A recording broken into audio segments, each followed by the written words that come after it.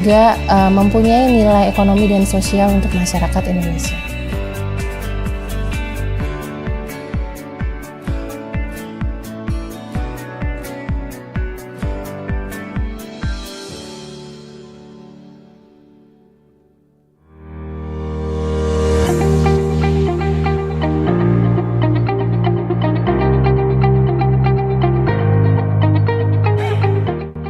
Consortium Teknokonsult Indonesia merupakan konsultan telekomunikasi dan infrastruktur terdepan serta terpercaya. Kami berkomitmen untuk memberikan pelayanan yang prima dengan kualitas dan efisiensi tinggi. Kami telah melayani pembangunan infrastruktur yang tersebar di 17 lokasi seluruh Indonesia, salah satunya berada di Timor Leste. Kami memberikan pelayanan berupa Integrated Service Chain, Project Management Rules,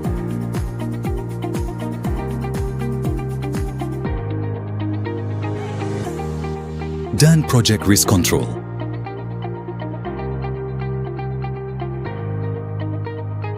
Konsorsium Teknokonsult Indonesia saat ini berkolaborasi dengan Raya Konsult. Selain itu, dipercaya sebagai Construct of a Container Port di Pelabuhan Patimban, Subang, Jawa Barat. Saat ini, Konsorsium Teknokonsult Indonesia dipercaya oleh Bakti Kominfo untuk menjadi Consulting of Project Management Office BTS, khususnya di daerah 3T, tertinggal, terdepan, dan terluar. Pembangunan BTS ini bertujuan untuk meningkatkan kualitas masyarakat di wilayah 3T, agar lebih maju dan berkembang lebih cepat. Kami akan terus berinovasi, beradaptasi, dan selalu berdedikasi untuk menjadi yang terdepan dan terpercaya. Karena bagi kami kesuksesan adalah tentang perjalanan yang selalu melampaui harapan. Mari melangkah bersama, menuju masa depan yang lebih cerah bersama. Konsorsium Teknokonsult Indonesia. Untuk informasi lebih lanjut, hubungi kami pada kontak berikut. Terima kasih.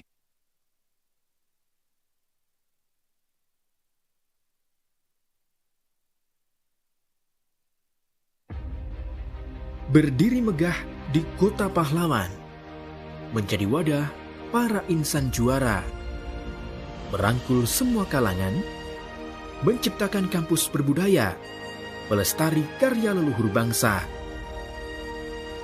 Geliat toreh prestasi, kobarkan semangat juang kompetisi.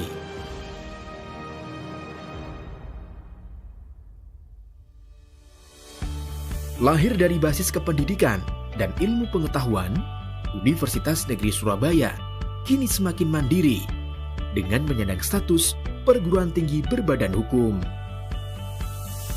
Miliki 5 kampus di Jawa Timur yang terintegrasi, UNESA siap menjangkau berbagai kalangan untuk dapat menempuh pendidikan tinggi. Kampus 1 UNESA berlokasi di Ketintang, Surabaya, yang menjadi kampus tertua. Terdapat 6 gedung fakultas yang meliputi Fakultas Matematika dan Ilmu Pengetahuan Alam, Fakultas Teknik, Fakultas Ekonomika dan Bisnis, Fakultas Ilmu Sosial dan Ilmu Politik, Fakultas Hukum, serta Fakultas Vokasi.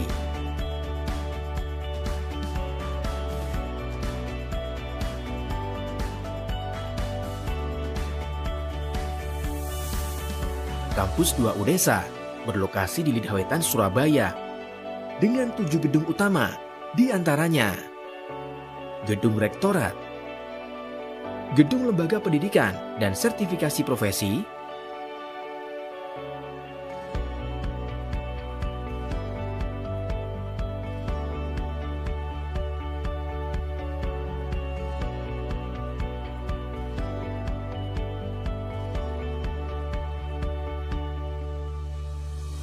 serta 5 gedung fakultas yang meliputi Fakultas Ilmu Pendidikan,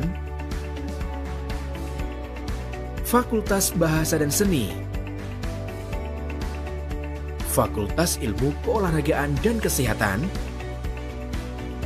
Fakultas Kedokteran, Fakultas Psikologi, Pendidikan Profesi, serta Sekolah Pasca Sarjana. 3 kampus lain yang tersebar di Jawa Timur adalah Kampus 3 UNESA, Confucius Institute Universitas Negeri Surabaya di Jalan Profesor Dr. Mustopo, Surabaya. Kampus 4 UNESA berlokasi di Gedangan, Sidoarjo. Serta Kampus 5 UNESA yang berlokasi di Magetan, Jawa Timur, merupakan salah satu program yang terus dikembangkan dengan membuka 9 program studi.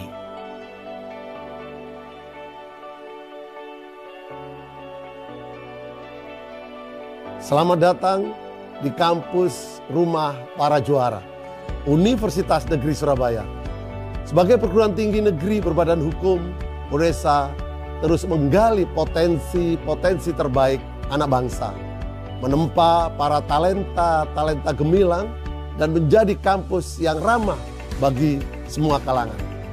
Kami percaya bahwa melalui pendidikan, peradaban dapat kokoh berdiri dengan menciptakan ruang inovasi, kreativitas, dan berdaya saing global.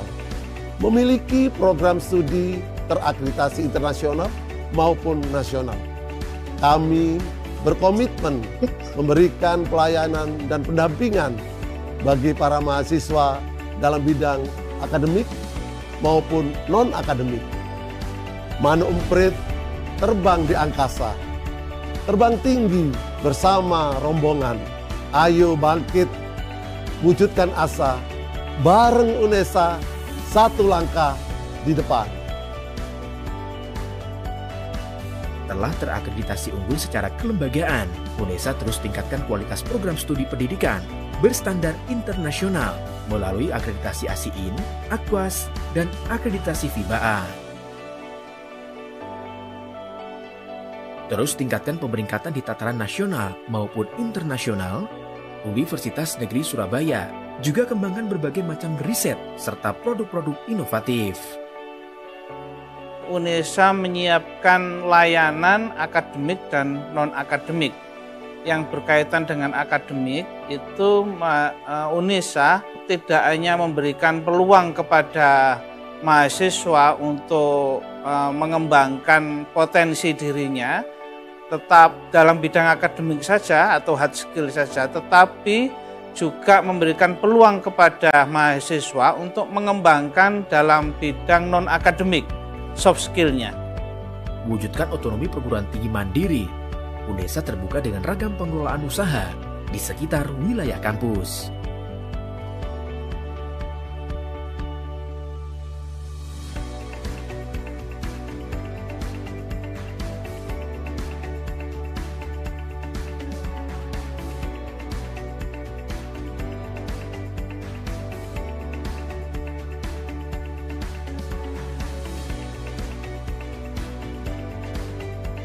UNESA berkomitmen wujudkan pelayanan prima dalam menunjang pembelajaran, dalam mempersiapkan lulusan berkualitas dalam berbagai bidang. Aspek hukum, artinya apa yang dikerjakan oleh UNESA itu harus betul-betul punya dasar hukum yang kuat. Misalnya jam perkuliahan, jumlah beban mahasiswa, jumlah beban SKS, itu kita buat aturan hukumnya yang pas. Sehingga kebermaknaannya bagi masyarakat, jika kami mampu melakukan pembelajaran yang berkualitas, tentu akan menghasilkan lulusan yang berkualitas. Rumah Para Juara berprestasi, menjadikan UNESA wadah eksplorasi pengembangan soft skill dan hard skill. UNESA telah meraih pencapaian signifikan, baik dalam riset pendidikan maupun non-pendidikan. Kemudian, riset kolaborasi internasional merupakan langkah yang terus digalakkan.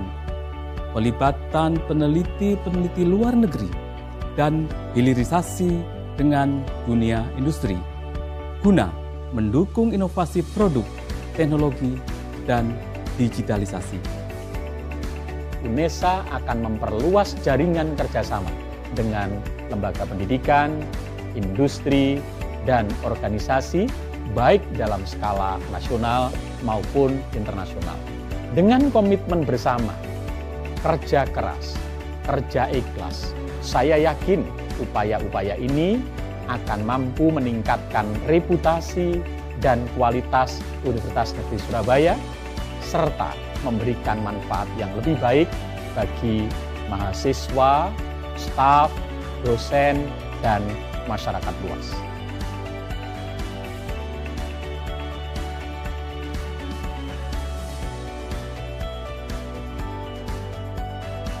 Bermitra dengan berbagai pihak, baik dalam skala nasional maupun internasional.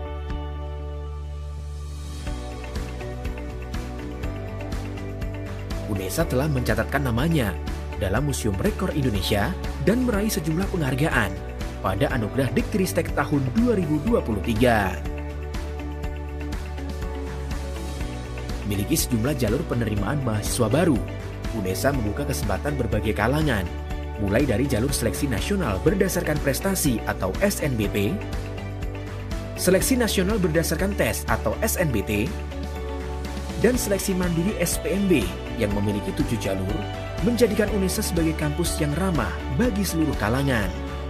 Kerja keras ini akan terus berlanjut, wujudkan UNESA menjadi perguruan tinggi negeri terkemuka yang merdeka, berkelanjutan, dan ramah lingkungan di Indonesia.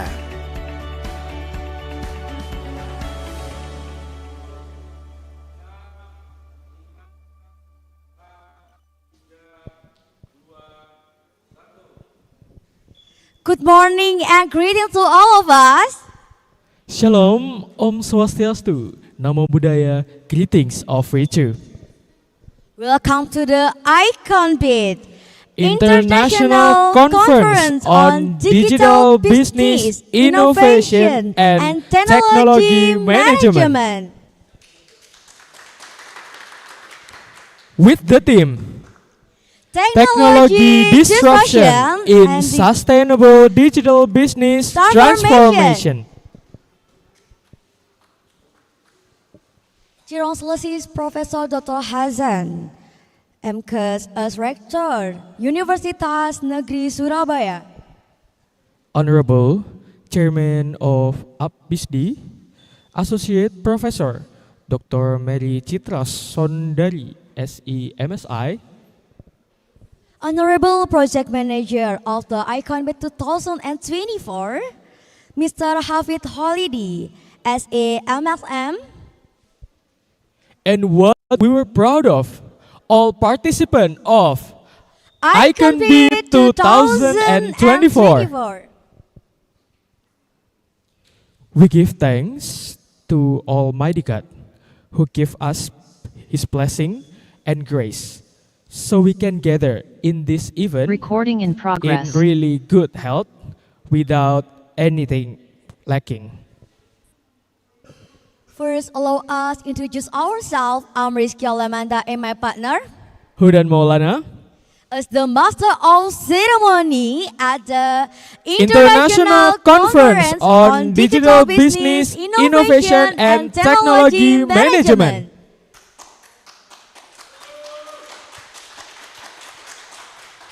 I am delighted to welcome you all on today's event.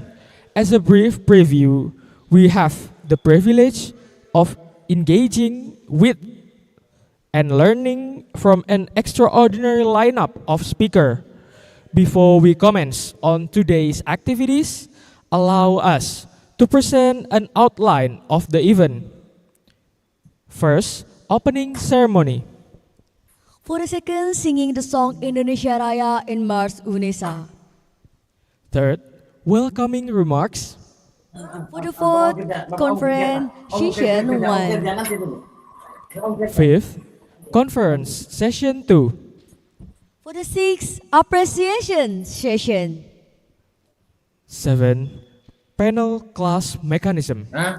For the eighth, break. 9, panel session. For the 10th, rewarding ceremony. And the last one will be closing. For the next agenda is singing the song Indonesia Raya and Mars UNESA. To all participants, please be respectful. To the committee on duty, you are welcome.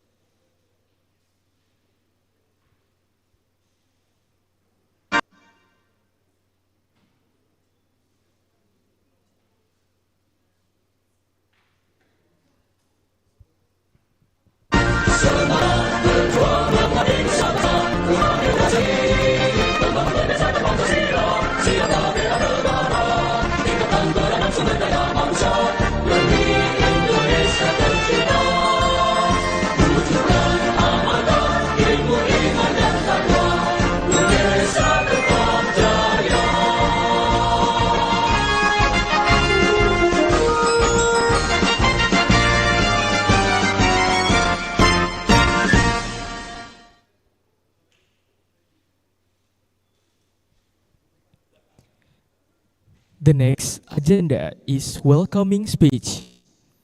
The first speech will be delivered by Project Manager of ICONBIT 2024 to Mr. Hafid Khalidi Hadi SESMM. The time is yours.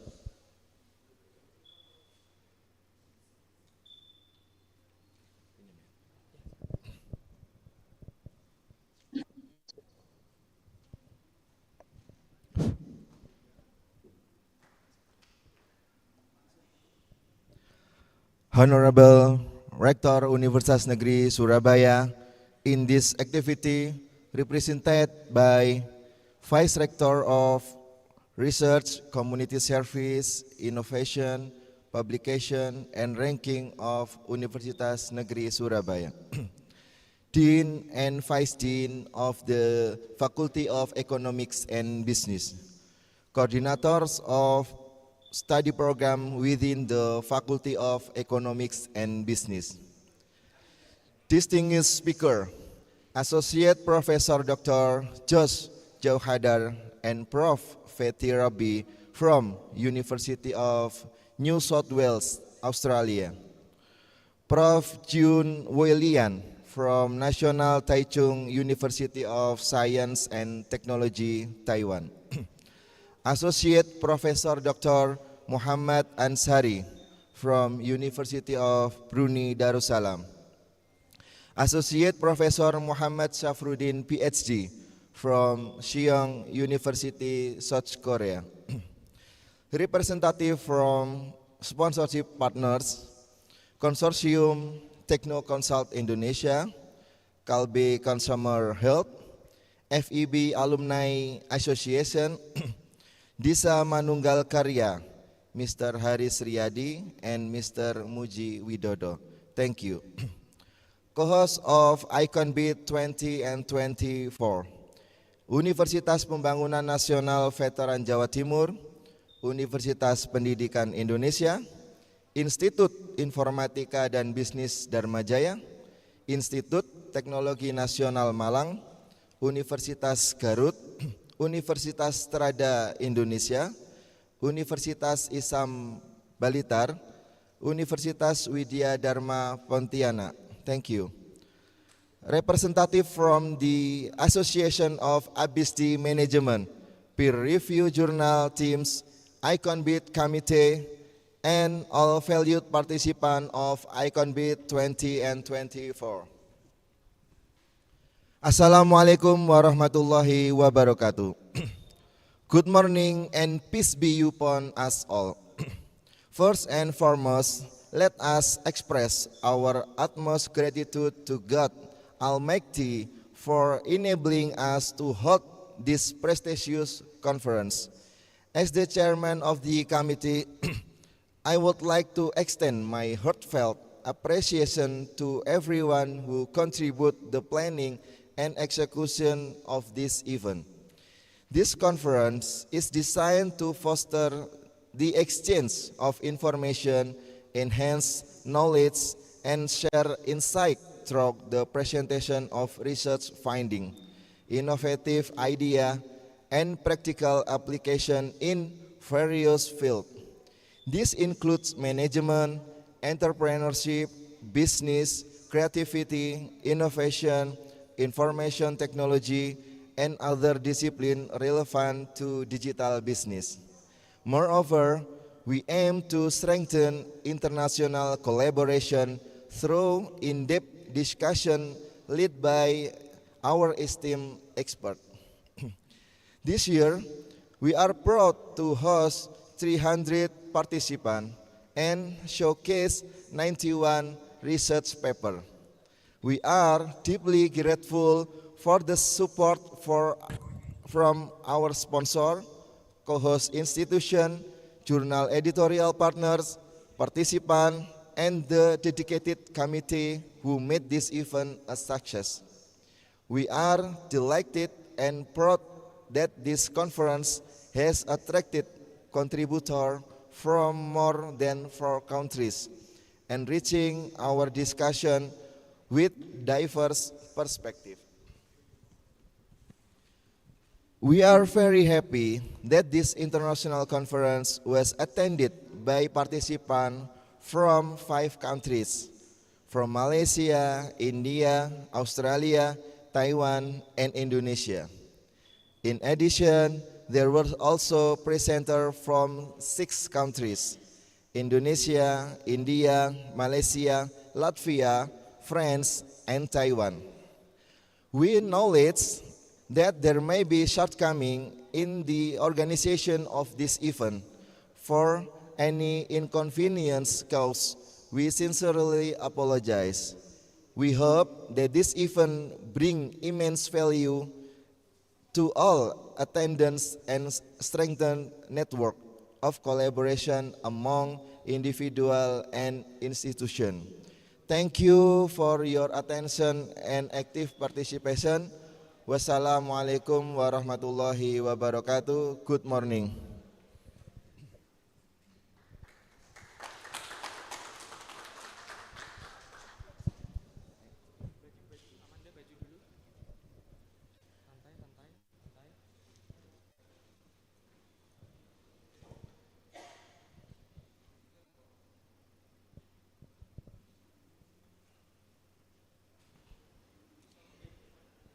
Thank you to welcome that has been given.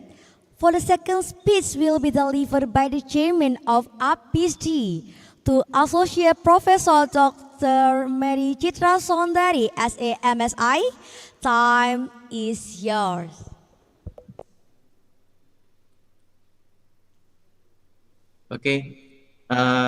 Assalamualaikum warahmatullahi wabarakatuh. Peace be upon you. Om Swastiastu, Namo Buddhaya, greeting of virtue. Distinguished guests, Your Honorable Vice Rector 3 of UNISA, Dr. Bambang Sikit Widodo, and also Professor Dr. Anang Kistianto, Dean of the Faculty of Economic and Business UNISA Indonesia, and also my friend, Chief of Department Digital Business, Hujatul Fazlur Rahman. And also our esteemed speakers at ICONBIT 2024, including Professor Muhammad Ansari from University Brunei Darussalam Brunei, Professor Fethi Rabi and Dr. George Jogdar from University of New South Wales, Australia, Muhammad Syarifuddin, PhD from Sejong University, South Korea, and Prof. Jun Woi Lian from National Taichung University of Science and Technology, Taiwan. First and foremost, let us express our gratitude to God Almighty for His blessing and grace, enabling us to gather here today for the International Conference on Digital Business Innovation and Technology Management, or ICONBIT 2024. I am Muhammad Aniseka Wishendra. I'm honored to stand before all of you representing Dr. Mary Chitra Sondari, Chair of ABISD, who unfortunately could not join us on this occasion. On behalf of ABISD, I would like to extend our deepest appreciation to University Negeri Surabaya, UNESA, for hosting this prestigious conference. ABISD is proud to serve as the co-host and contribute to the success of this remarkable event. This conference marks an important milestone, not only for academics, but also practitioners committed to advancing digital business in this era of global transformation. And we encourage and support other members of ABISD to make same activities to make a way and innovate digital business industry. Distinguished guests, this year's conference theme are technological disruption in sustainable digital business transformation. It's very highly relevant as it reflects the challenges and opportunities faced by the business world in today's digital age. The ongoing digital transformation is not merely shaping the way we do business, but also redefining our business model, consumption pattern, and inter-industry relations. Technologies such as artificial intelligence, big data, and the Internet of Things, and also blockchain have created disruption that challenge traditional approach. However, this disruption also brings new opportunities to enhance efficiency, accelerate innovation, and create sustainable value. During this conference, we will explore how technology can be strategically managed to deliver tangible benefit for business, society, and environment. We hope ICONBIT 2024 serve as a platform for academic researchers and practitioners from around the world to exchange ideas, share experience, and identify solutions to the challenge we face. The presence of globally recognized keynote speakers also add great depth to our discussion. I'm confident that every session prepared will provide new insight and broaden our perspective on how to navigate digital transformation intelligently and innovatively. Furthermore, this event offers an opportunity to identify relevant global trends, allowing us to better anticipate change in the future. As the participant, as a representative of ABISD, I would like to emphasize the importance of cross-institutional and cross-national collaboration in addressing this era of technological disruption. We all understand that digital formation cannot be undertaken in isolation. It requires synergy among academics, practitioners, governments, and also society. ABISD also committed to fostering this collaboration through programs like this conference that support the growth of digital business industry. By bridging the gap between theory and practice, we can create solutions that are not only innovative but also applicable. We firmly believe that this close collaboration is a key to creating significant impact, both locally, regionally, and finally globally. In closing, allow me to express my sincere gratitude to everyone who has also worked tirelessly to organize this event. I hope this conference will be a valuable experience for all of us. Make the most of this opportunity on this conference to exchange ideas, expand networks, and inspire one another. Let's start ICONBIT 2024 International Conference on Digital Business Innovation and Technology Management. Enjoy the conference and may success always accompany us all. Wassalamualaikum warahmatullahi wabarakatuh.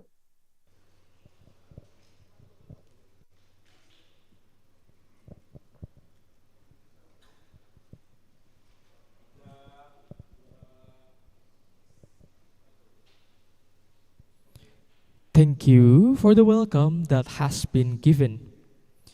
The last remarks is also to open the ICONBIT 2024 by Rector Universitas Negeri Surabaya and will be delivered by Vice Rector 3, Associate Professor Dr. Bambang Sigit Widodo, MPD. The time is yours. Thank you very much, Master of Ceremony. I am sincerely apologies for delivering my remark at the airport because as I'm about to depart for Malaysia. Thank you for your understanding. I'm sorry.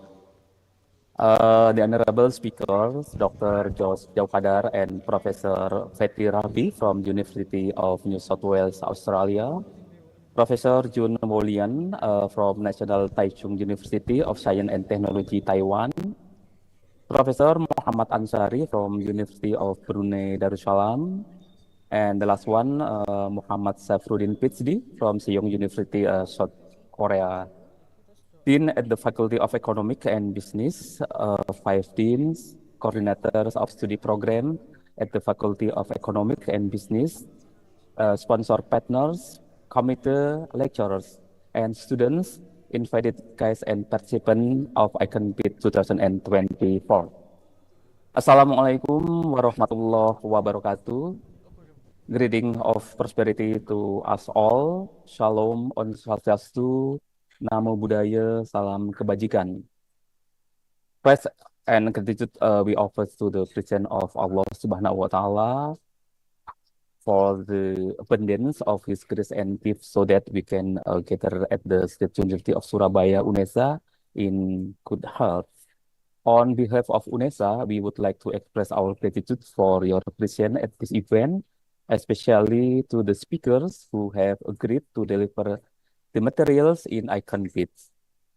Distinguished guests, innovation is very much needed by both large and small companies. It is the key to facing open competition coupled with the era of digitalization. Thus, the adaptation process through innovation can help companies to build business resilience during the recovery periods against a very dynamic external business environment. Based on the above explanation, namely the changing business environment condition and the importance of innovation, the explanation related to building business resilience through innovation from doctors and practitioners will be very beneficial for the business world. Through this podium, we also express our gratitude to the academic community of digital business from Faculty of Economics and Business, Universitas Negeri Surabaya. Thank you so much who have worked hard with dedication in realizing UNESA as an international renowned learning university. And the last one, by saying Bismillahirrahmanirrahim, I hereby declare this international conference officially open. May God bless us all and thank you. Thank you so much.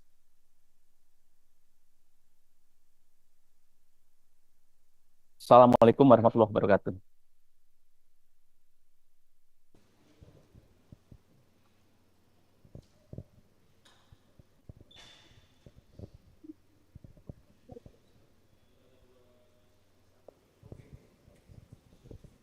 Thank you for the opening remarks, which also opened the International Conference on Digital Business Innovation and Technology Management. Honorable guests, before we proceed into the series of today's event, let us begin by giving our prayer to the Almighty God, seeking His blessing and guidance for the succeed and smooth execution of this event. We kindly invite Dr. Muhammad Fahmi, SEMM, to lead us in the prayer. The time is yours.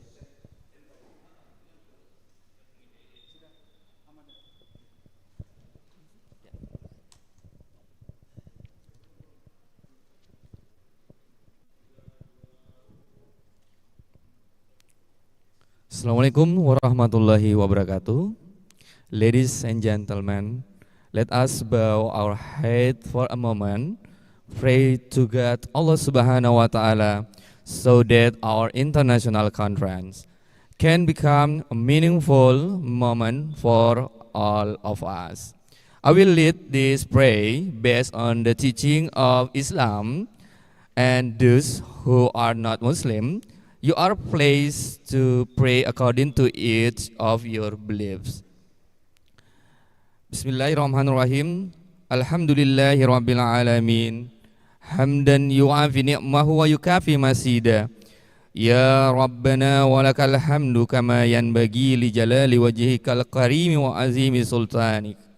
Allahumma inna nas'aluka salamatan fid din wa afiyatan fil jasadi wa siyadatan fi ilmi wa barakatan fi rizki wa taubatan qabla al-maut wa rahmatan 'indal maut wa maghfiratan ba'dal maut. Allahumma ghafir lana wa liwalidayna wal muslimina wal muslimat wal mu'minina wal mu'minat al ahya'i minhum wal amwat innaka sami'un qaribun mujibun da'wa ya kadiyal hajat. Ya Allah, today, in this beautiful place, we gather here to bring about international conference on digital business innovation and technology management. Make this international conference as a useful science assembly, as a medium of sharing useful ideas, knowledge, and experience of scholars, researchers, and students of various disciplines. May the conference we organize today benefit to our lives, broaden our knowledge, shine our ideas, and let us to be successful, productive persons, which in turn will boost dignity of our nation. Ya Allah, guide and bless our heart and our minds with the light of your guidance.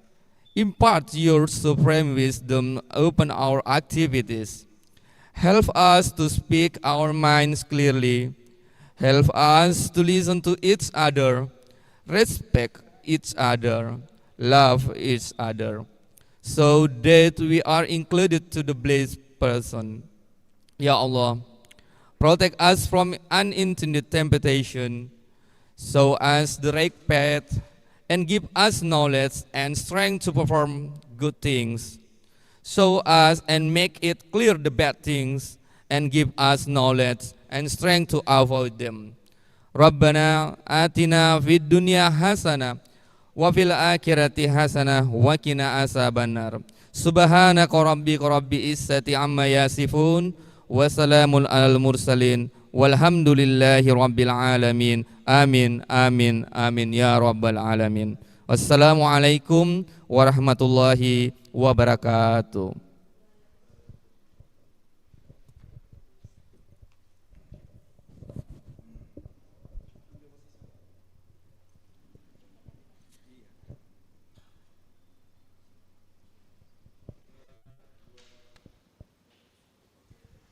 Prayer never ends. To begin the first session of this conference, there will be presentation by the Dean Faculty of Economic and Business Universitas Negeri Surabaya, Profesor Dr. Anang Kristianto, SOS MSI. Time is yours. Professor Dr. Anang Kristianto is a professor who was born in Tuban. He has expertise in career development and completed his doctoral degree from Brawijaya University. Quite a few publications in the fields of human resource management have been published in Scopus Index Journal. He is the Dean of Faculty of Economics and Business, Universitas Negeri Surabaya, Indonesia in 2019 until 2027. To Professor Dr. Anang Kristianto, SOS MSI, the time is yours.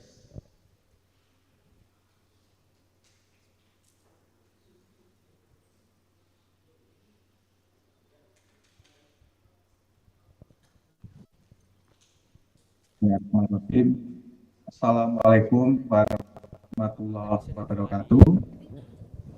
Good morning, selamat pagi, salam sejahtera to all audience. Honorable Rector Universitas Negeri Surabaya, Dr. Nur Hasan, and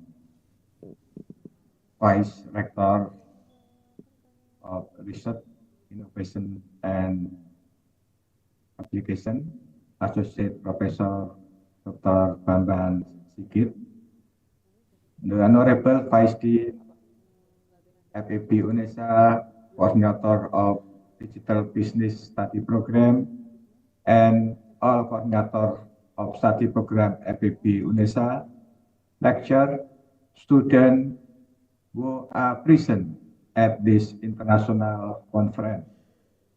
We are so pleased to welcome all speakers. It's an honor to address you today as the keynote speaker for this international conference. This event carried payment relevant as we navigate to challenge and opportunities of a rapidly evolving world, particularly under the theme technological disruption in sustainable digital business transformation. Ladies and gentlemen, the Industrial Revolution 4.0 and society, the development of the fourth industrial revolution in the discipline of economy, business, and management demonstrated that the business environment continues to move, evolve, and adapt to the condition of the global economy and business environment. Similarly, in economic and corporate situation in the era in crisis 1998 and the pandemic caused by COVID-19 make also trigger crisis. The condition that actually shaped and fluctuated throughout the COVID-19 pandemic are a depiction of VUCA, volatility, uncertainty, complexity, ambiguity, which represent the instability of economic, business, geopolitical events. The VUCA formulation, which stands for volatility, uncertainty, complexity, and ambiguity has the potential to become a significant idea that reflect the state of the world environment today and is closely related to many different brands of business and science.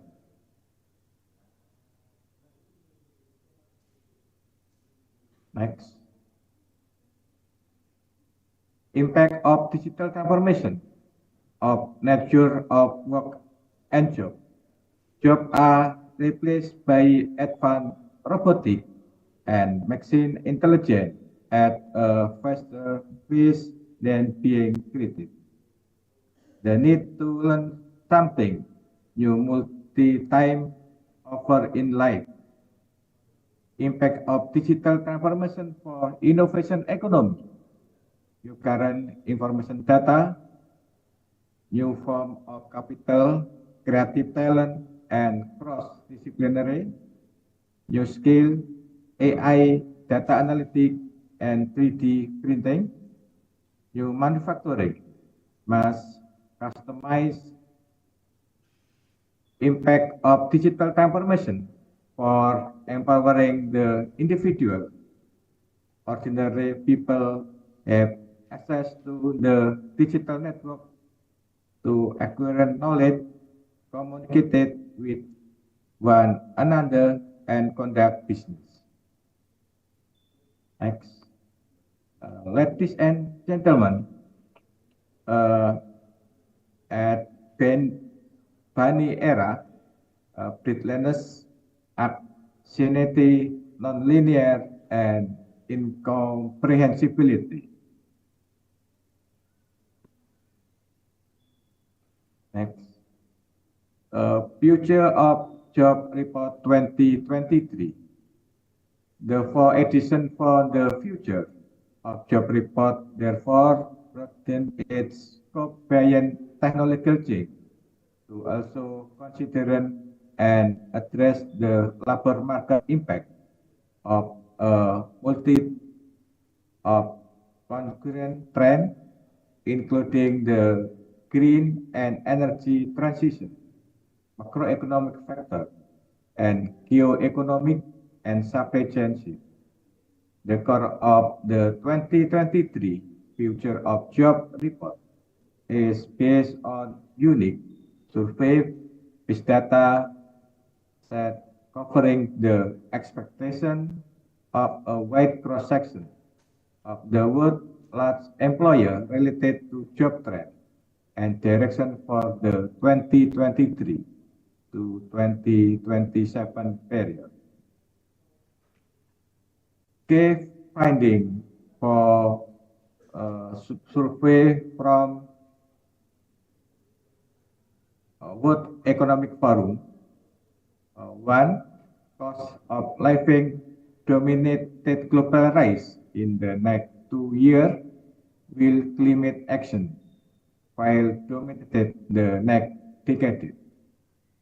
Number two, the economic era came to an end. The next economic era will bring more rise of stagnation, divergence, and stress. Number three, geopolitical fragmentation will drive geoeconomic force and increase the rise of multi-domain conflict. Number four, technology will exacerbate the gap, will cybersecurity rise will remain a concern.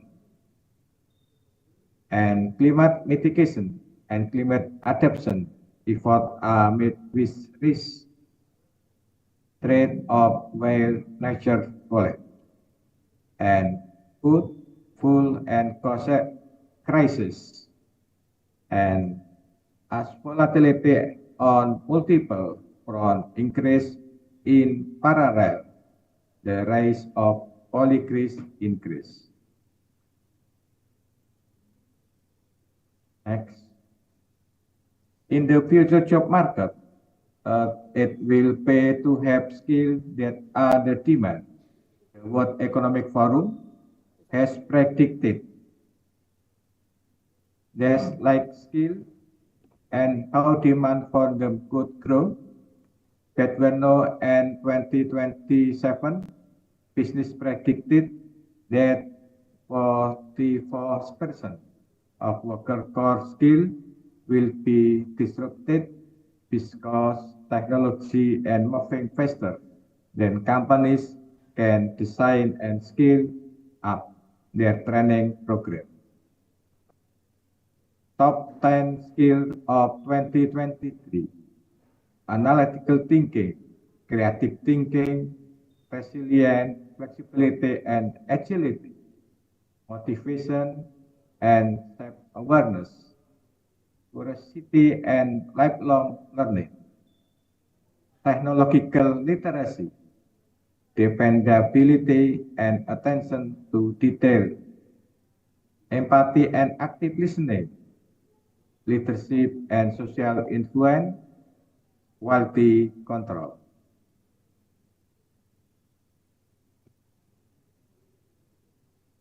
Cognitive skill top the list of those demand to be of great importance for workers in 2023. Analytical thinking is considered to be a core skill by more companies than any other skill making.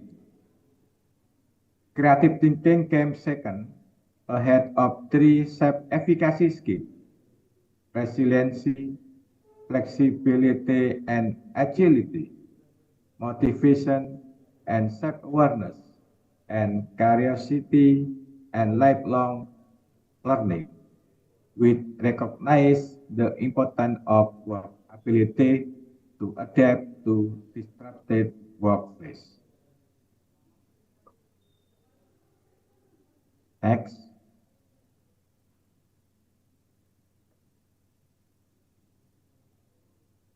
Future skill growing in importance.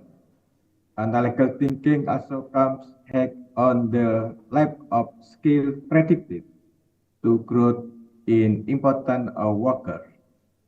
Their rationale is that reasoning and decision making are currently the last automate workplace. This. Next. Top 10 skill on the race: creative thinking, analytical thinking, technological literacy, curiosity and lifelong learning, resilience, flexibility, and agility, system thinking, AI and big data, motivation and self-awareness, talent management, and service orientation and customer service. Next.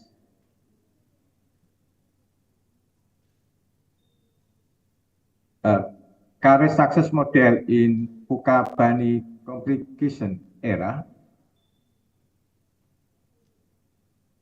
Human capital, education, experience and skill, factor impact of career success in the Bukabani complication era.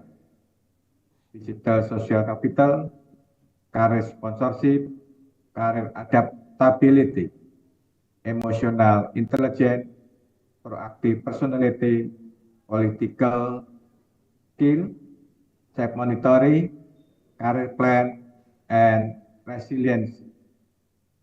This model is designed to help professionals adapt to technological disruption and thrive in the ongoing shift toward digital and sustainable business practice. Ladies and gentlemen, as we bring the session to a close, I wish to extend my profound gratitude for your thoughtful attention and meaningful participation. Thank you once again to all contributors and participants who have made the event possible.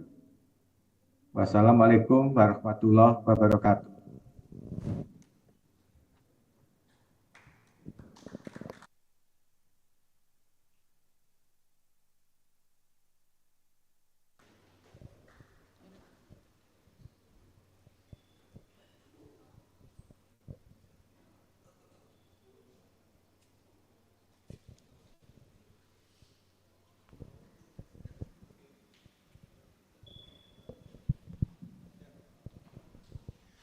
Thank you to Professor Dr. Anang Kristianto, SOS MSI, for the presentation that has been given.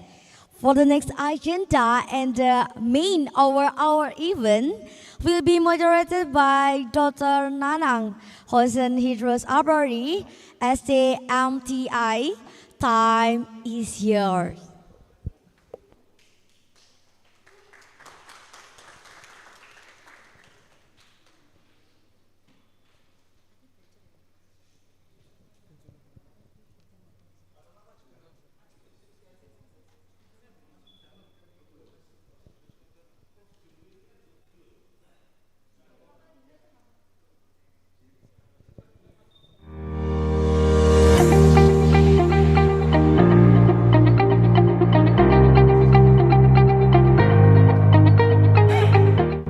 Consortium Teknokonsult Indonesia merupakan konsultan telekomunikasi dan infrastruktur terdepan serta terpercaya.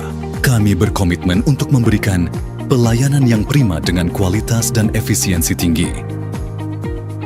Kami telah melayani pembangunan infrastruktur yang tersebar di 17 lokasi seluruh Indonesia, salah satunya berada di Timor Leste. Kami memberikan pelayanan berupa Integrated Service Chain, Project Management Rules,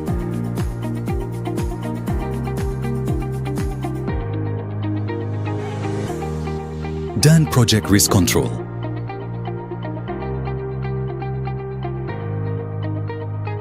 Konsorsium Teknokonsult Indonesia saat ini berkolaborasi dengan Raya Consult.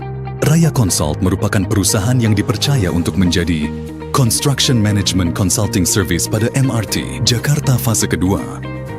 Raya Consult juga dipercayai oleh KAI untuk menjadi konsultan di berbagai pembangunan. Salah satunya sebagai Construction Management of Double Track Passing Through di Simpang Joglo, Surakarta. Selain itu, dipercaya sebagai Construct of a Container Port di Pelabuhan Patimban, Subang, Jawa Barat. Saat ini, Konsorsium Teknokonsult Indonesia dipercaya oleh Bakti Kominfo untuk menjadi Consulting of Project Management Office BTS, khususnya di daerah 3T, tertinggal, terdepan, dan terluar. Pembangunan BTS ini bertujuan untuk meningkatkan kualitas masyarakat di wilayah 3T, agar lebih maju dan berkembang lebih cepat.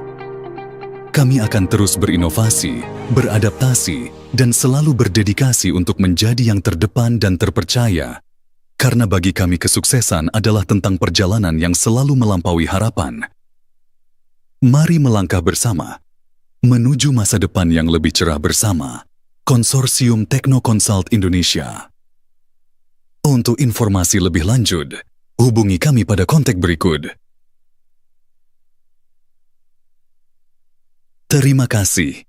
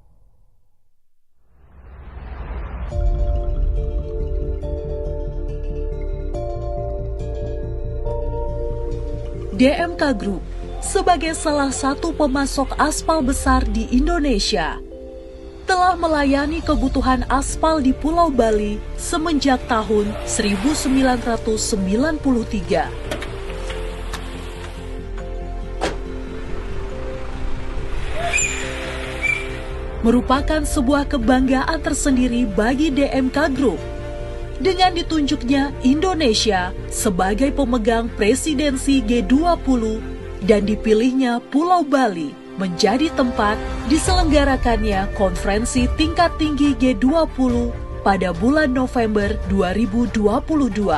Di hamparan pantai Bali yang indah, yang menginspirasi gagasan-gagasan inovatif untuk produktivitas G20 ke depan.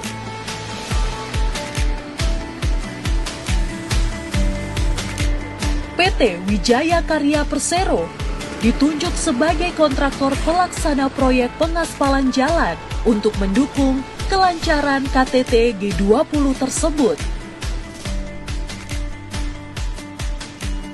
Setelah melalui proses yang cukup ketat, PT Wijaya Karya Persero akhirnya memberikan kepercayaan kepada DMK Group sebagai pemasok aspal.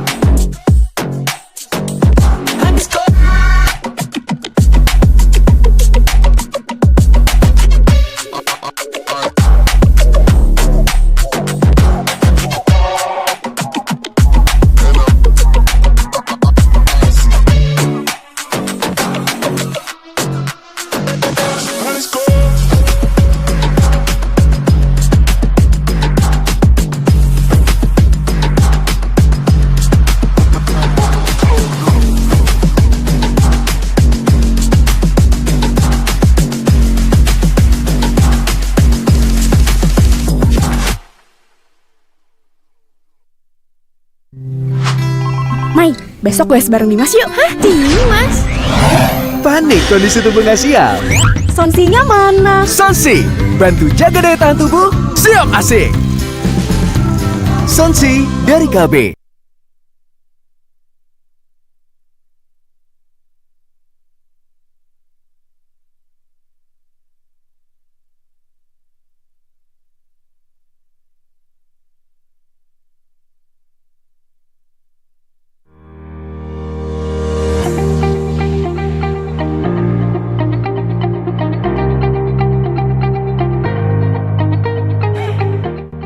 Consortium Techno-Consult Indonesia merupakan konsultan telekomunikasi dan infrastruktur terdepan serta terpercaya. Kami berkomitmen untuk memberikan pelayanan yang prima dengan kualitas dan efisiensi tinggi. Kami telah melayani pembangunan infrastruktur yang tersebar di 17 lokasi seluruh Indonesia, salah satunya berada di Timor Leste. Kami memberikan pelayanan berupa Integrated Service Chain, Project Management Rules,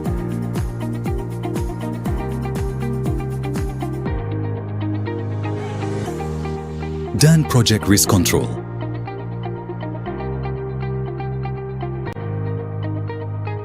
Konsorsium Techno-Consult Indonesia saat ini berkolaborasi dengan Raya Consult. Raya Consult merupakan perusahaan yang dipercaya untuk menjadi Construction Management Consulting Service pada MRT Jakarta fase kedua. Raya Consult juga dipercayai oleh KAI untuk menjadi konsultan di berbagai pembangunan. Salah satunya sebagai Construction Management of Double Track Passing Through di Simpang Joglo, Surakarta. Selain itu, dipercaya sebagai Construct of a Container Port di Pelabuhan Patimban, Subang, Jawa Barat. Saat ini, Konsorsium Techno-Consult Indonesia dipercaya oleh Bakti Kominfo untuk menjadi Consulting of Project Management Office BTS, khususnya di daerah 3T, tertinggal, terdepan, dan terluar. Pembangunan BTS ini bertujuan untuk meningkatkan kualitas masyarakat di wilayah 3T, agar lebih maju dan berkembang lebih cepat. Kami akan terus berinovasi, beradaptasi, dan selalu berdedikasi untuk menjadi yang terdepan dan terpercaya. Karena bagi kami kesuksesan adalah tentang perjalanan yang selalu melampaui harapan. Mari melangkah bersama, menuju masa depan yang lebih cerah bersama. Konsorsium Techno-Consult Indonesia. Untuk informasi lebih lanjut, hubungi kami pada kontak berikut. Terima kasih. Hypnemic Studio, kreatif agensi yang berbasis di Surabaya. 4 tahun berkarya di industri kreatif, wujudkan event impianmu bersama kami.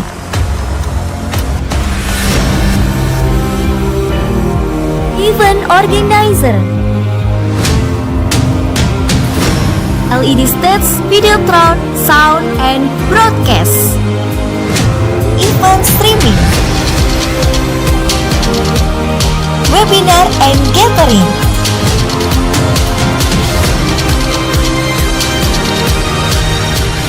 Segera hubungi kami, karena apapun eventnya, Hypnemic vendornya.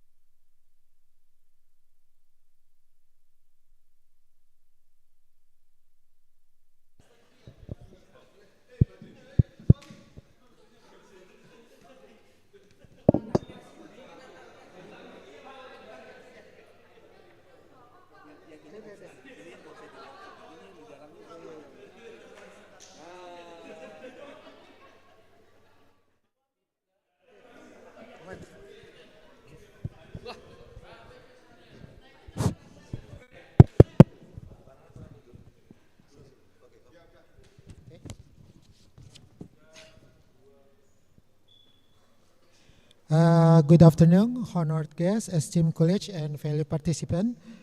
It's my great honor to welcome you to the International Conference on Digital Business Innovation and Technology Management in 2024.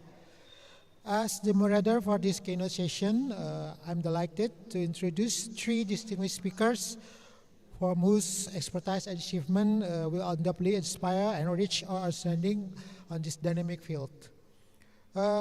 We welcome Prof. Jun Wei from National Taichung University, Science and Technology, Taiwan.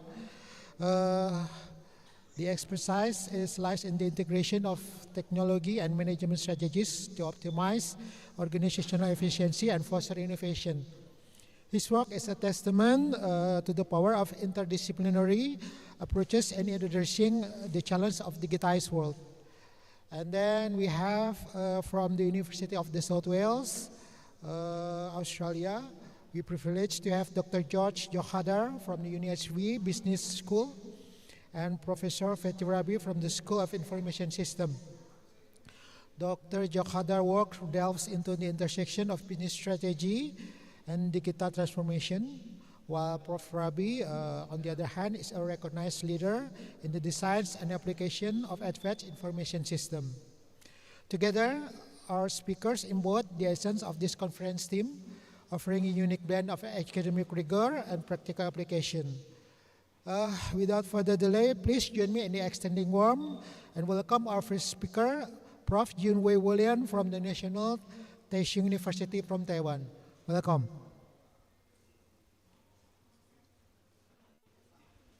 Hello, maybe in Taiwan now is the morning time. I need to say good morning, everyone. I'm Jun Wei Lian from Taiwan National Taichung University of Science and Technology. Wait for a moment now. I want to share my slides. Please wait for a moment.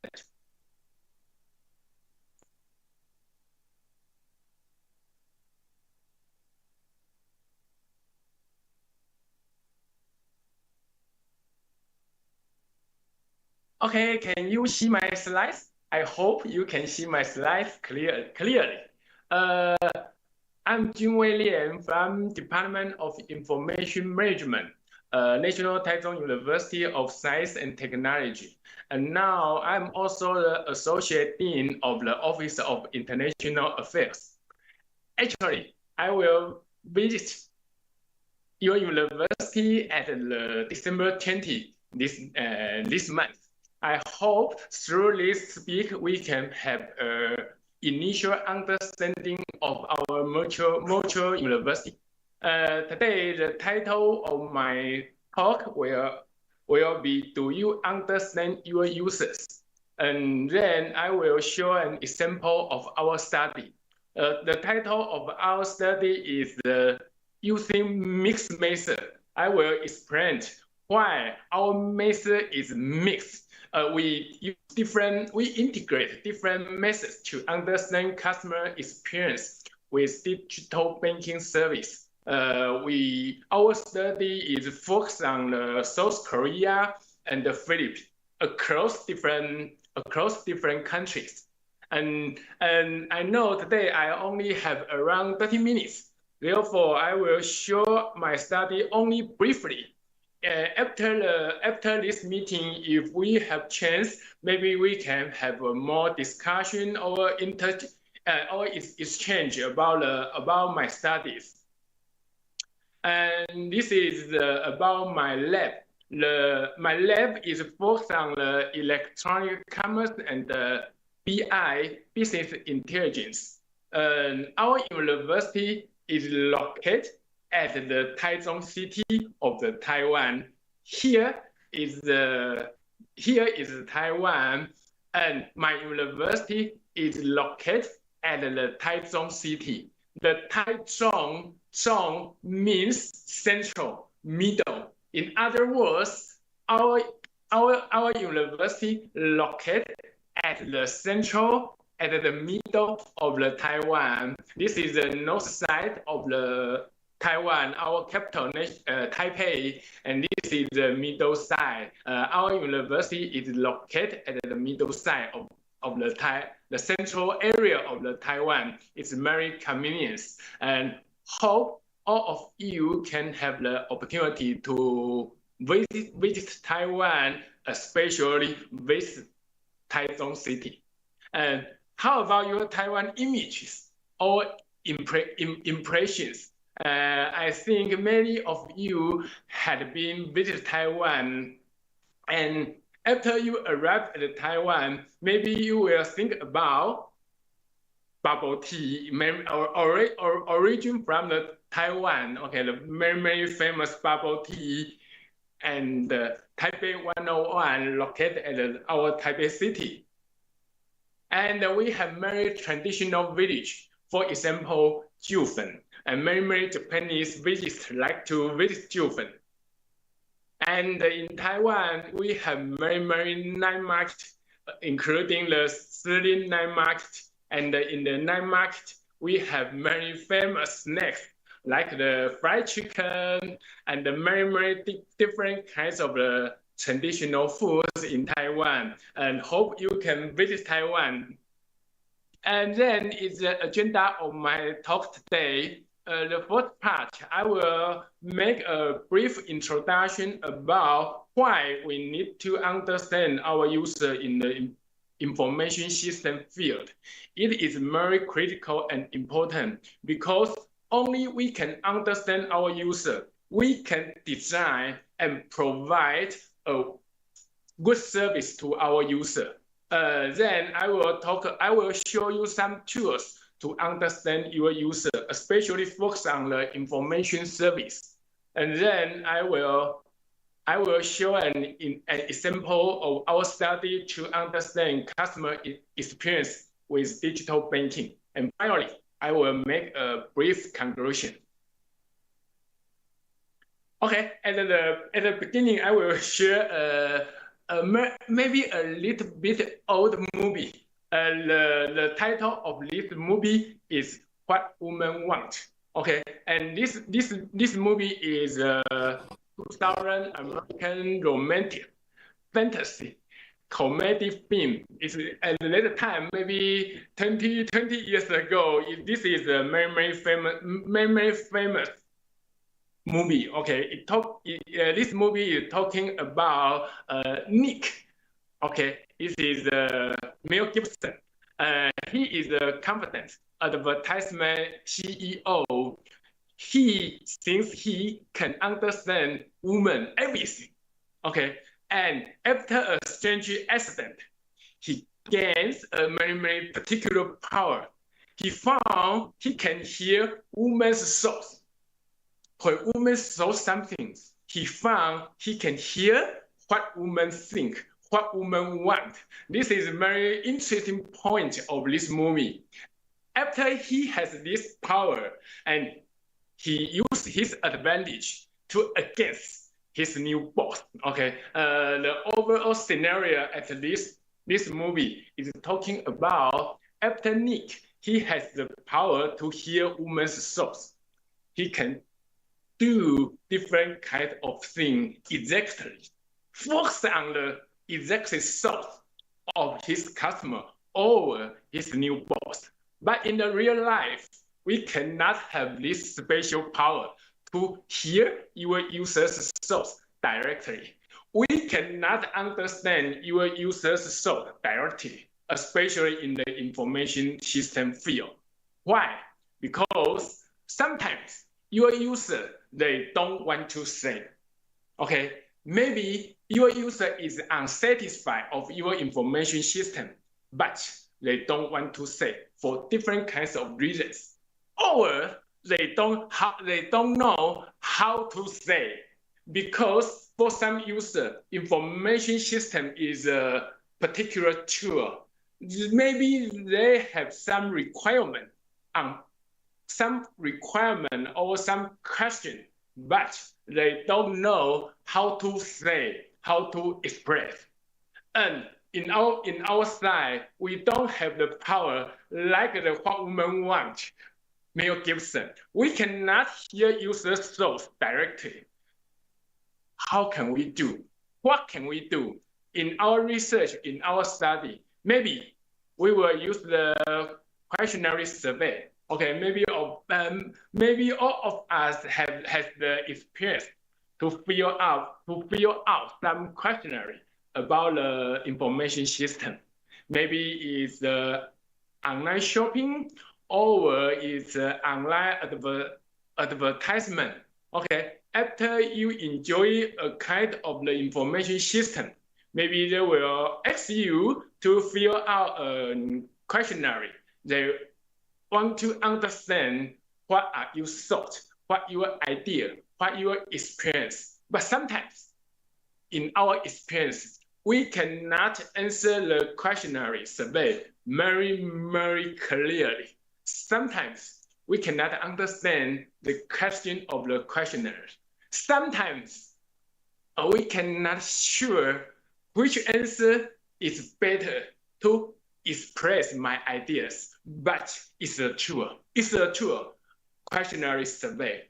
Or we can have a more deep discussion. We can use the interviewing. We can have a direct exchange to our user.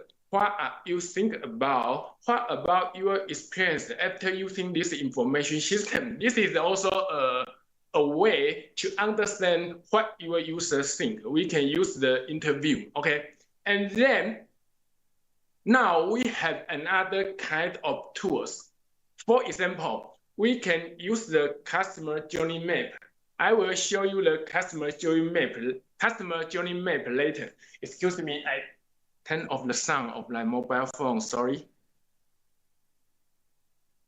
Okay, and then we can use the text mining. Okay, not only answer the question by the user by themselves directly, we can collect their review, their comments online, and use information technology, use techniques to analyze what their review or their comment online.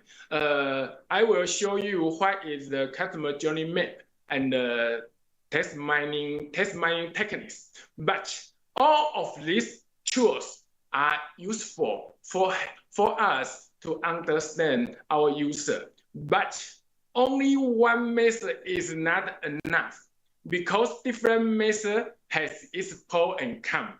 That's why we suggest we need to have to integrate different kind of methods. That's why in our study we propose the mixed methods. We mix different kind of methods to understand our user. And here is about the customer journey. What is the customer journey? Customer journey is an issue for understanding user experience within service context. When we want to understand customer journey, we need to have a tool. And the name of this tool is customer journey map. This tool is a visual tool. You can choose the steps a customer takes when interacting with a company or a product or a service. Customer journey map can help business to understand and improve customer loyalty or engagement. In other words, by using this tool, we can understand our user more clearly and directly. And this tool can highlight the customer's experience, emotions, and touch points. Later, I will show you an example why in customer journey map, we can see customer experience, emotions, or touch points.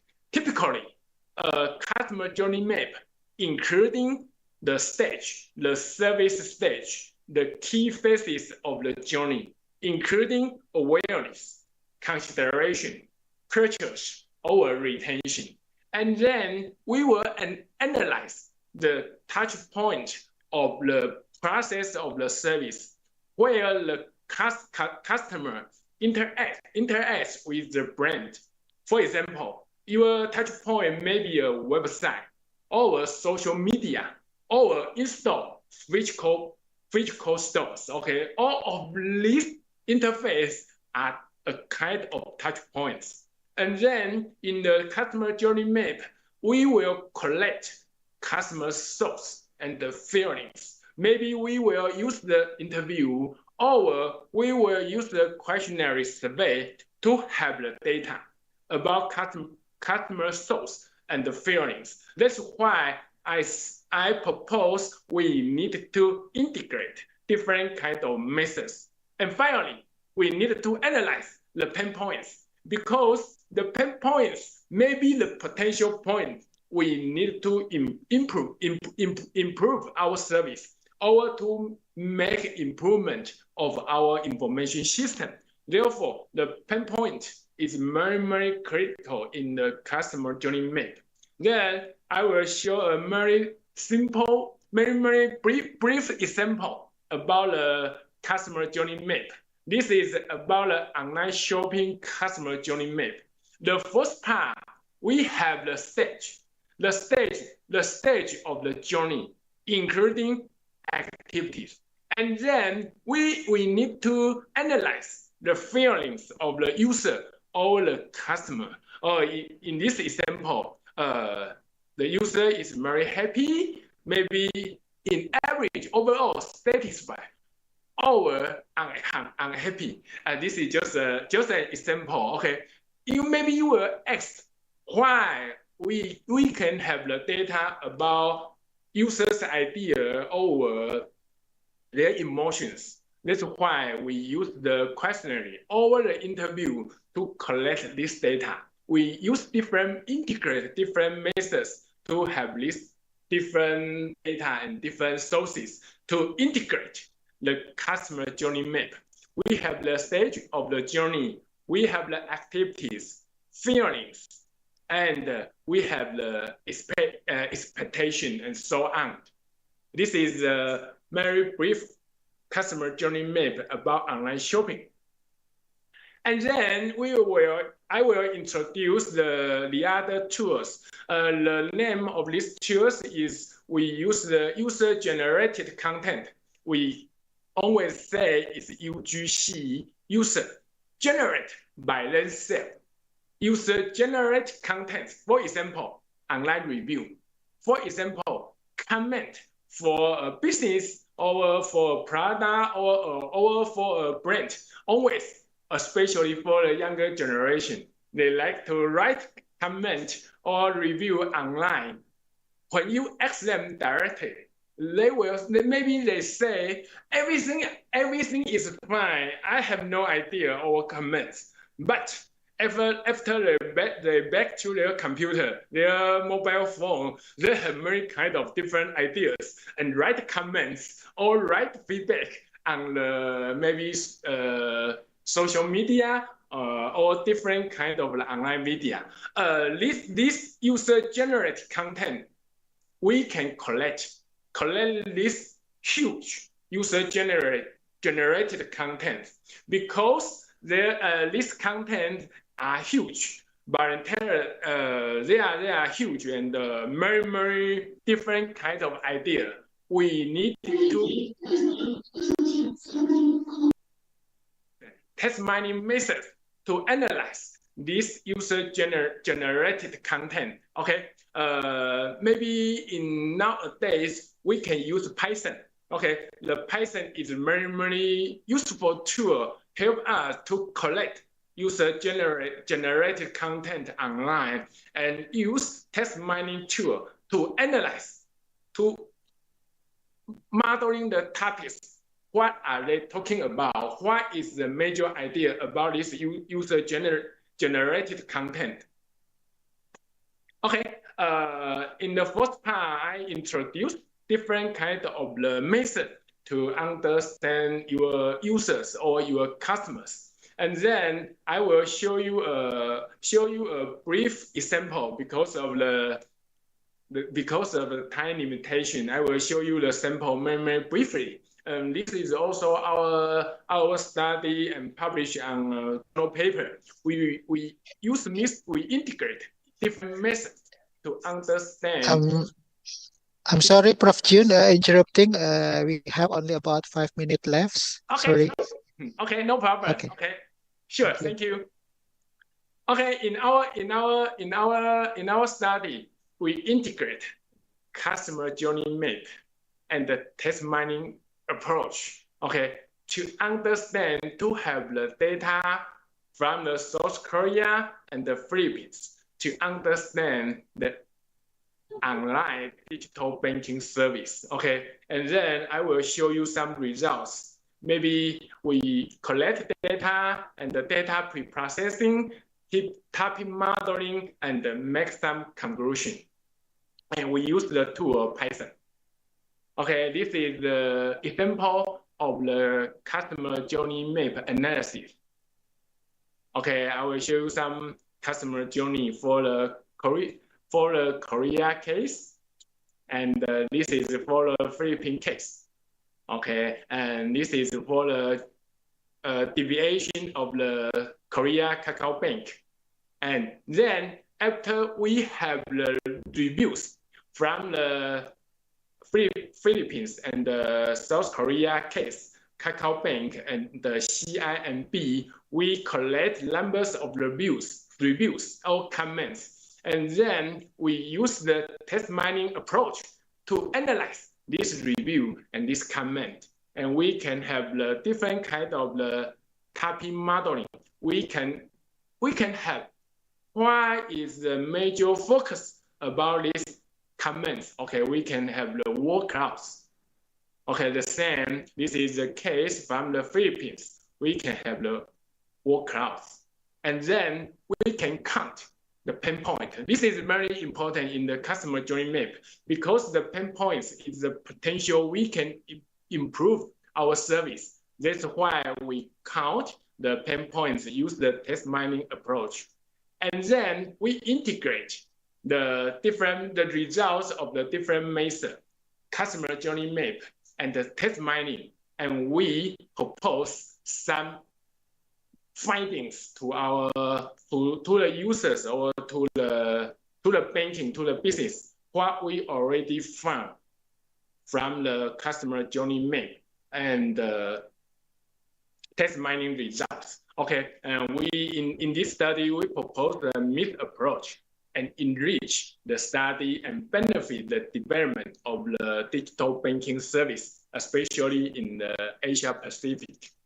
Okay, and you can refer to our study because this talk is briefly talking about our study. Maybe if you interested in this study, you can refer to this journal paper we already published on the Journal of Global Information Management. Okay, now this is all of my talk today. Thank you very much for your listening, and welcome to Taiwan, and welcome to our university, National Taichung University of Science and Technology. Thank you very much for your listening. Thank you.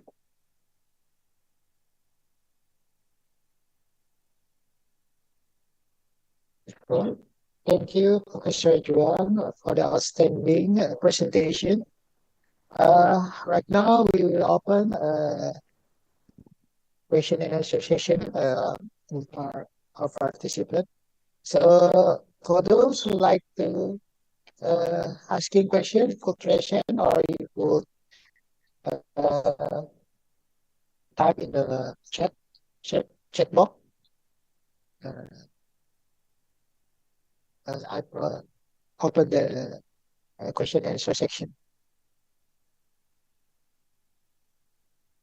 And maybe you can write on the conversation window. It's also okay. I can read the conversation and the text, no problem. Okay, thank you, bro. While waiting, would I have some questions for you? About the mixed method, maybe could you explain more on each of the method? What is the expected output from the research? Like what is the qualitative and what is the quantitative method output is to begin as a mixed method? Maybe you could give more detailed explanation while waiting other participants are asking. Yes, of course. Because all of these methods, maybe we can introduce maybe at least 1 or 2 hours to understand this method more clearly, and we can. After we understand the detail of these methods, especially maybe customer journey map or test mining approach, we can understand how to apply this tool to the real case. Okay, thank you, Prof. You're welcome. Maybe for other participants, if you would like to ask from Professor. Okay, Ahmad Iqbal,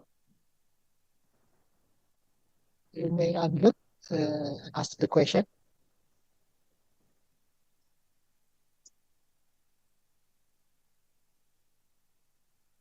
Okay, sorry to interrupt.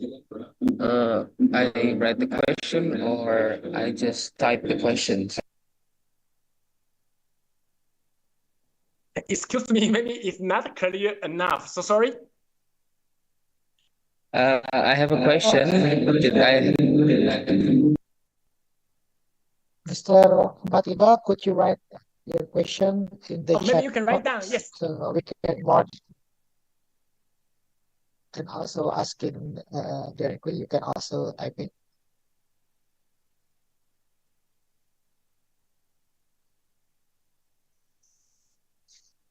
My question is, how can a business effectively integrate AI tools into their maybe digital marketing strategies to enhance personalization and customer engagement? And we know this generation is full of automation and then full of anything automatically, and how we can improve with that. And I want to ask, what do you think about the artificial intelligence nowadays? Is it good or bad? Just like that. Thank you. Okay, very good question. Okay, yes, we already do now. Now, as we know, maybe generative AI, maybe for example, ChatGPT. Okay, it can help us. As you know, maybe for example, customer journey map, it has different stage. Okay, and we need to analyze what ChatGPT can help us. Now we are trying the first part, the ChatGPT, or maybe just for example, ChatGPT, or we can say generative AI. Okay, it can help us help us analyze the content. For example, we can interviewing the customers or the user. We can have their answer and translate automatically to wordings. After we have the wordings, we can put in the ChatGPT, and the ChatGPT can help us to have the initial analysis. Okay, the first part, they can help us to do some basic analysis about the content of our interview. Even ChatGPT also can help us to do the basic test mining approach, test mining, and have the word cloud.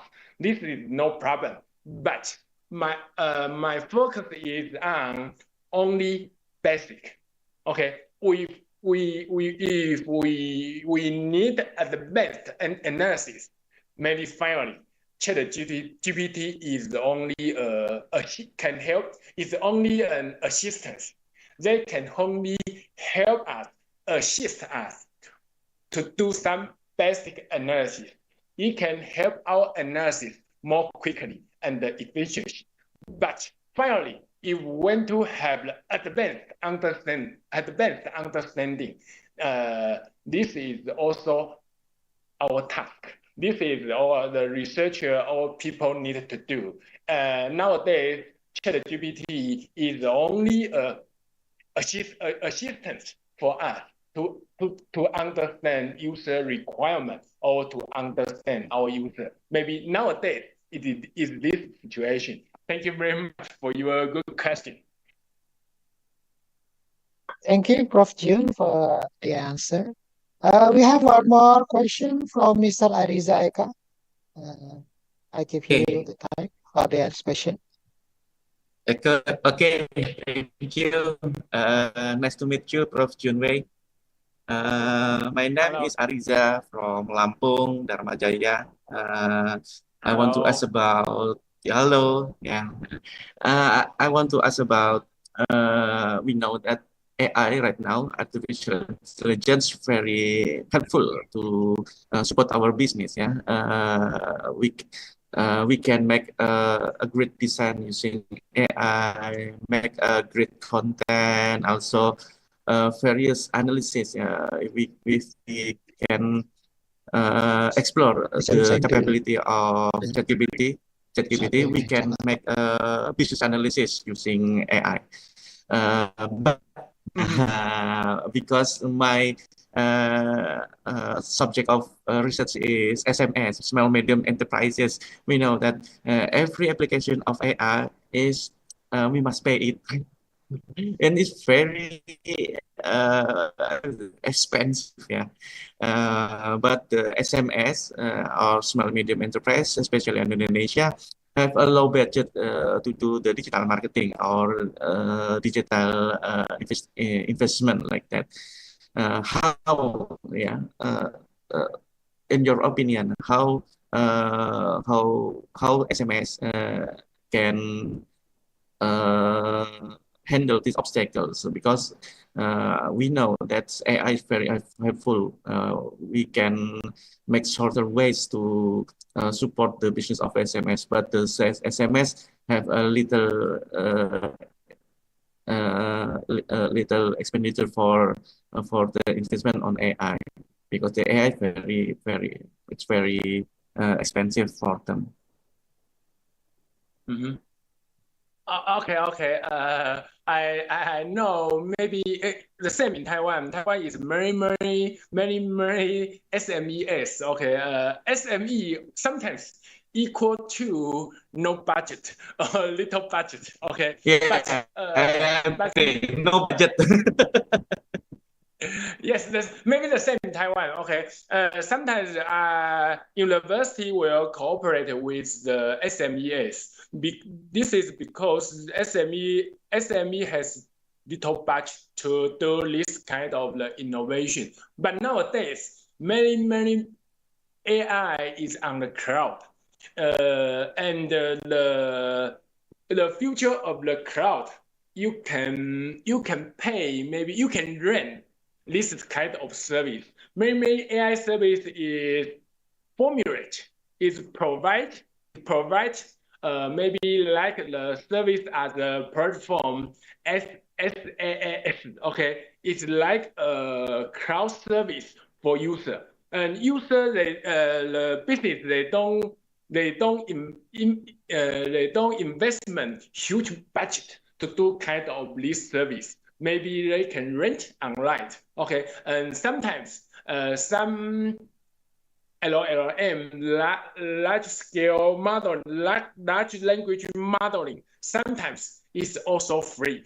Okay, I know OpenAI and the ChatGPT, they need to charge, but Google Llama, maybe they can provide free, okay, and user or business, they can download by themselves to train their large language modeling. Okay, my idea is that AI service has different kinds. Okay, some service maybe they need to charge is experience, and we need to have the hardware and the software. But in the cloud computing period, some of the AI service is provide on the cloud, such like a service, and the SME, they can rent the service and they don't need to invest too huge budget. Or sometimes the SME can cooperate with the universities. Maybe this is a good suggestion or solution because our university is the science and the technology.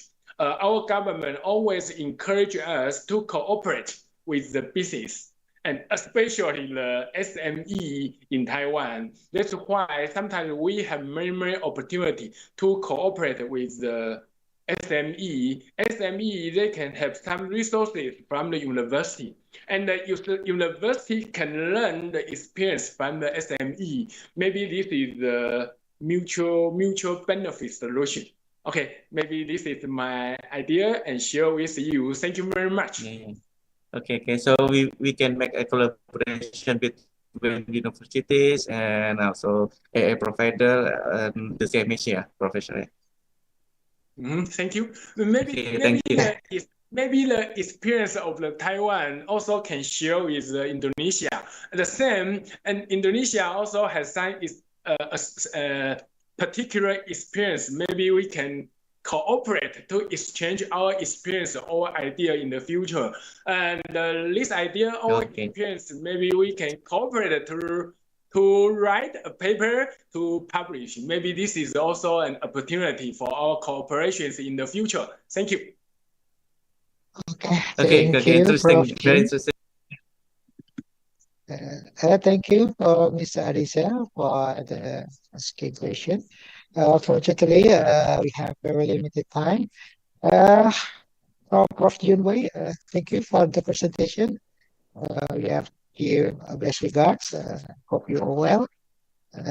Once again, as a ICONBIT moderator, I give you my congratulations and thank you. Okay. From the next speaker is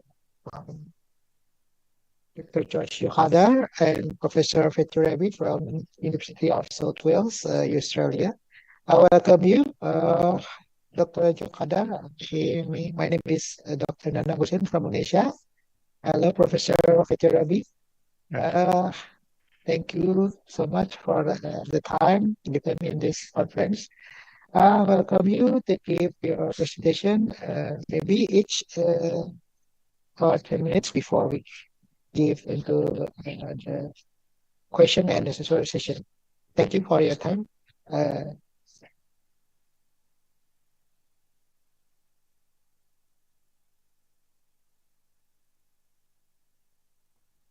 All right. Thank you and good morning, good afternoon, everyone. My name is George Kadar from UNSW School of Information Systems and Technology Management, and I will be presenting with Professor Fethi Rabi from the School of Computer Science and Engineering. We probably don't have a very fancy presentation like the previous one, but we'll be talking to you about e-invoicing. So let me just this one here. So Professor Rabi and I will be talking about how API ecosystems are driving innovation in e-invoicing, and this is to enable businesses to streamline operations, enhance flexibility, and improve, integration, using technology. So what is invoicing? It's a digital exchange of invoice data between businesses using standard format to deliver accuracy, efficiency, and compliance with regulatory requirements. So please note in here, we are not talking about business to consumer digital invoices. We're focusing on business to business or government to business e-invoicing. So to start with, e-invoicing in Europe is rapidly improving and advancing, and there are many countries enforcing the mandatory business to government and also business to business. All these requirements are driven by the European regulations, and the annual growth in Europe is projected to be between 15 to 24% by 2032. For Australia, Australia is making a strong progress in the e-invoicing adoption, and this is driven by the PayPal framework. This PayPal framework is created by the government, and it's taking a sort of a top-down approach. Also, from the beginning of July 2022, so more than 2 years ago, all government agencies in Australia, they were required to receive e-invoices using PayPal network. So also the federal government is exploring the business e-invoicing rights, the BER, which allow businesses to mandate the PayPal e-invoicing from their trading partners, and it's going through phases. So the compound annual growth rate for Australia are not readily available yet, but it's expected to follow the global trends and improve in the next few years. One of the key drivers is faster invoicing. So for businesses to implement invoicing, they want faster communication through invoicing, and this leads to cost reductions, significant cost reductions, and it will improve compliance with tax regulation. Also, e-invoicing enhances existing IT communication infrastructure, and that to support broader digital transformation efforts. It also streamlines business processes, and this is very critical to improve accuracy and also to improve stronger relationships with the suppliers. Now, coming to the global e-invoicing trends, e-invoicing is gaining importance worldwide. There has been significant initiatives taking place in the APAC region. For example, Singapore and Japan are leading the way as the most advanced in their e-invoicing adoption. However, there are regional variations. For example, different regions and countries have unique e-invoicing models, and these models might not be aligned together. For example, some allow e-invoicing directly between businesses, like the case in Australia, while others require all e-invoices to pass through a central hub. So the adoption journey process is still gradual, and it typically begins with government agencies, and they followed by large companies, then eventually small and medium businesses. So a recent report by Deloitte highlights the various considerations businesses must evaluate when transitioning to e-invoicing. And these include, for example, interoperability and compatibility with existing billing systems. Geographical coverage is also critical. Continuous monitoring of regulatory changes to ensure compliance. And there has been other like legal archiving, scalability, and ease of maintenance.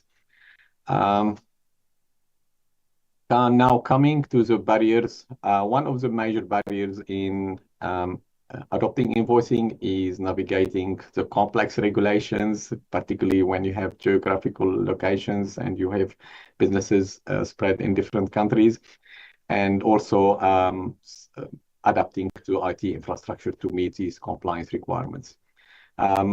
Next, businesses must keep up with the rapidly changing regulations to ensure that smooth integration, particularly when they have the existing business processes. And as we said, we've got the cross-border issues, data heterogeneity also arise from the use of different transmission protocols, such as web services or the PayPal network, as in Australia. And there are always system issues and error handling, when we have highly automated environments. In Australia, we conducted a study to understand how businesses are addressing these barriers. And we found that most businesses, they want to adopt or purchase systems that handle these tasks, but these are mainly large businesses. So this approach often creates challenges for large businesses, but particularly for small and medium businesses. So for many small and medium-sized businesses, buying a solution that exists, like what we have here on the screen, can become a very major obstacle for many reasons. Cost is one reason, complexity, limited resources, etc. The invoicing solution, as I said, they're not very cost effective. They have extra challenges for the SMEs. There are implementation costs, like setting up the invoicing platform, data security concerns, vendor lock-in, and the slow adoption by partners. And I now hand over to Professor Rabi to continue the presentation, and let me know. I'll click next when you're ready, please. Okay. Thank you, George. So I would like to say that this research project is a unique collaboration between two schools, business, where George is, and computer science, where I am. And I think it's very important for research projects to have both, because one makes you understand the problem better and the other one makes you understand the solution. And I saw in Prof. Lian's presentation before, we talked about SMEs, and I think this is very relevant.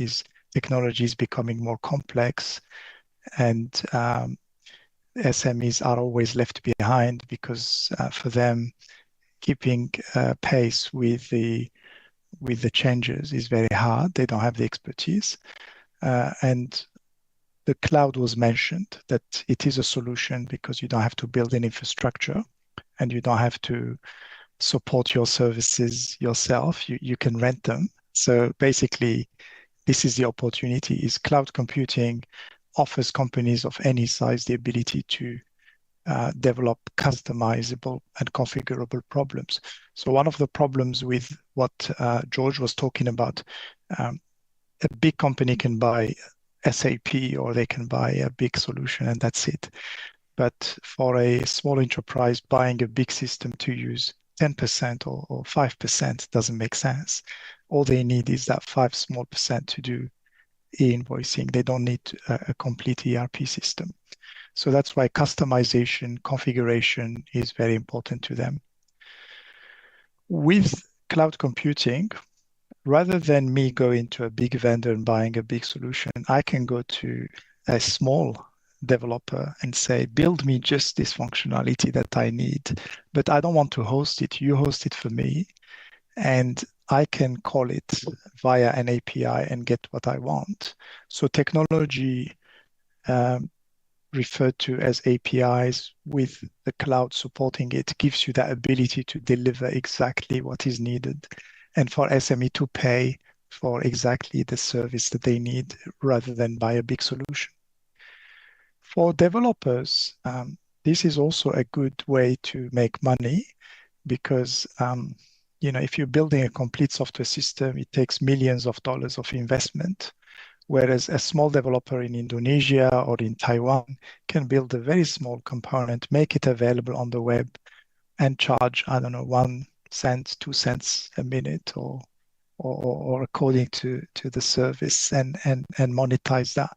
So there's an opportunity for small software developers to make an income by providing and building small bits of components and put them available with some monetization.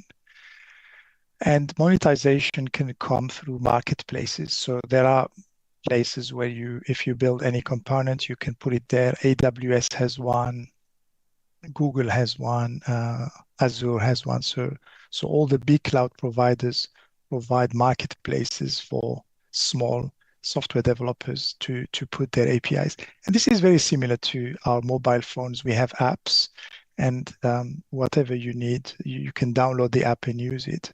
But as George says, we're not talking here about business to consumer, we're talking business to business. So a business application can go and get APIs that it needs to achieve a certain service without having to throw away their legacy systems and buy a completely new system.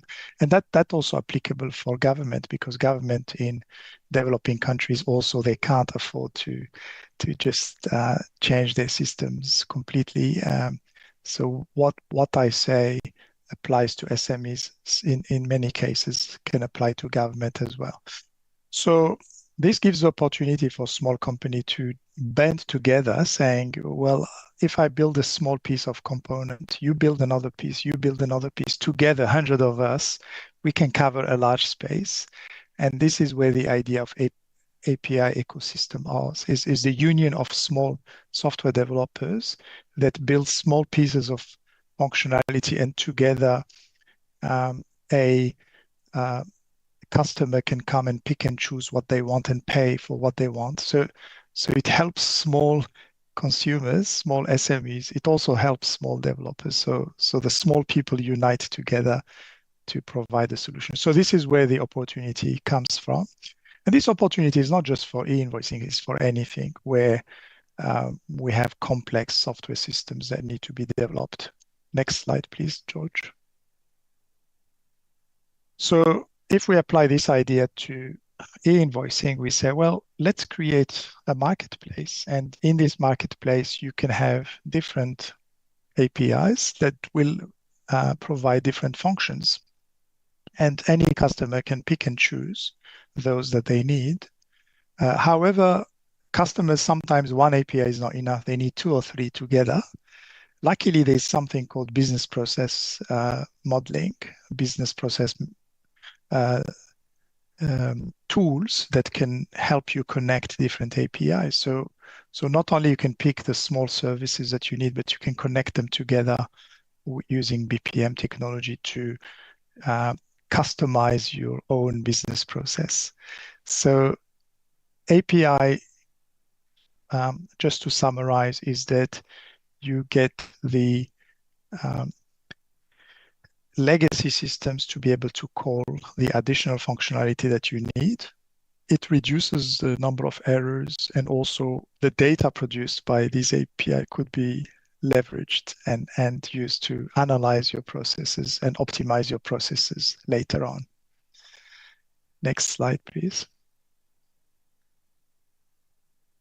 So what we are looking here, if you look on that little cloud, is rather than having one system, we have different APIs. So in the area of electronic invoice, some APIs will be doing invoice management, creating an invoice, modifying an invoice. Some will do invoice transformation, how to transform an invoice from one format to another. Some will do validation, how to validate an invoice against the rules of Indonesia or the rules of Japan or the rules of, so every country has different rules. So you need these APIs to validate. And then you have some APIs that will help you communicate the invoice to the other party. And there's different protocols. PayPal protocol is used in Australia, but other countries can use other protocols.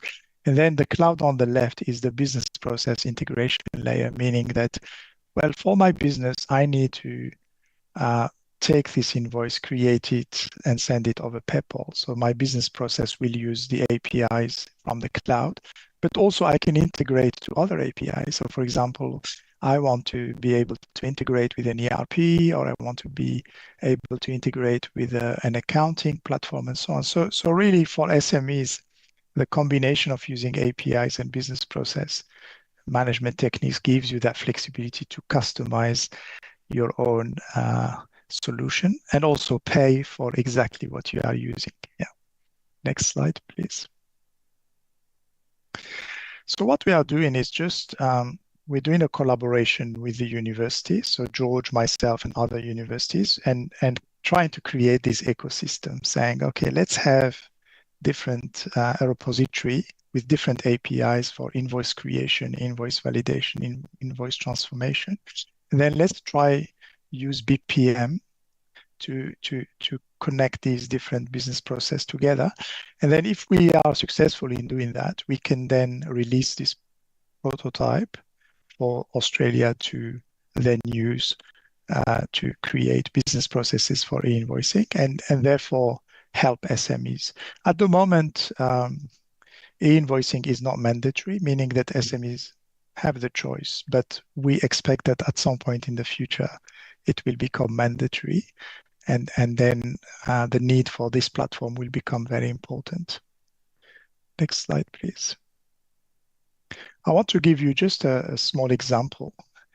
So for example, we have a user, and the user wants to create a business process, and the business process says, well, I need, and I'm imagining that this business is a supplier. So if you're a supplier, what you're doing is you want to create an invoice. That's the first step.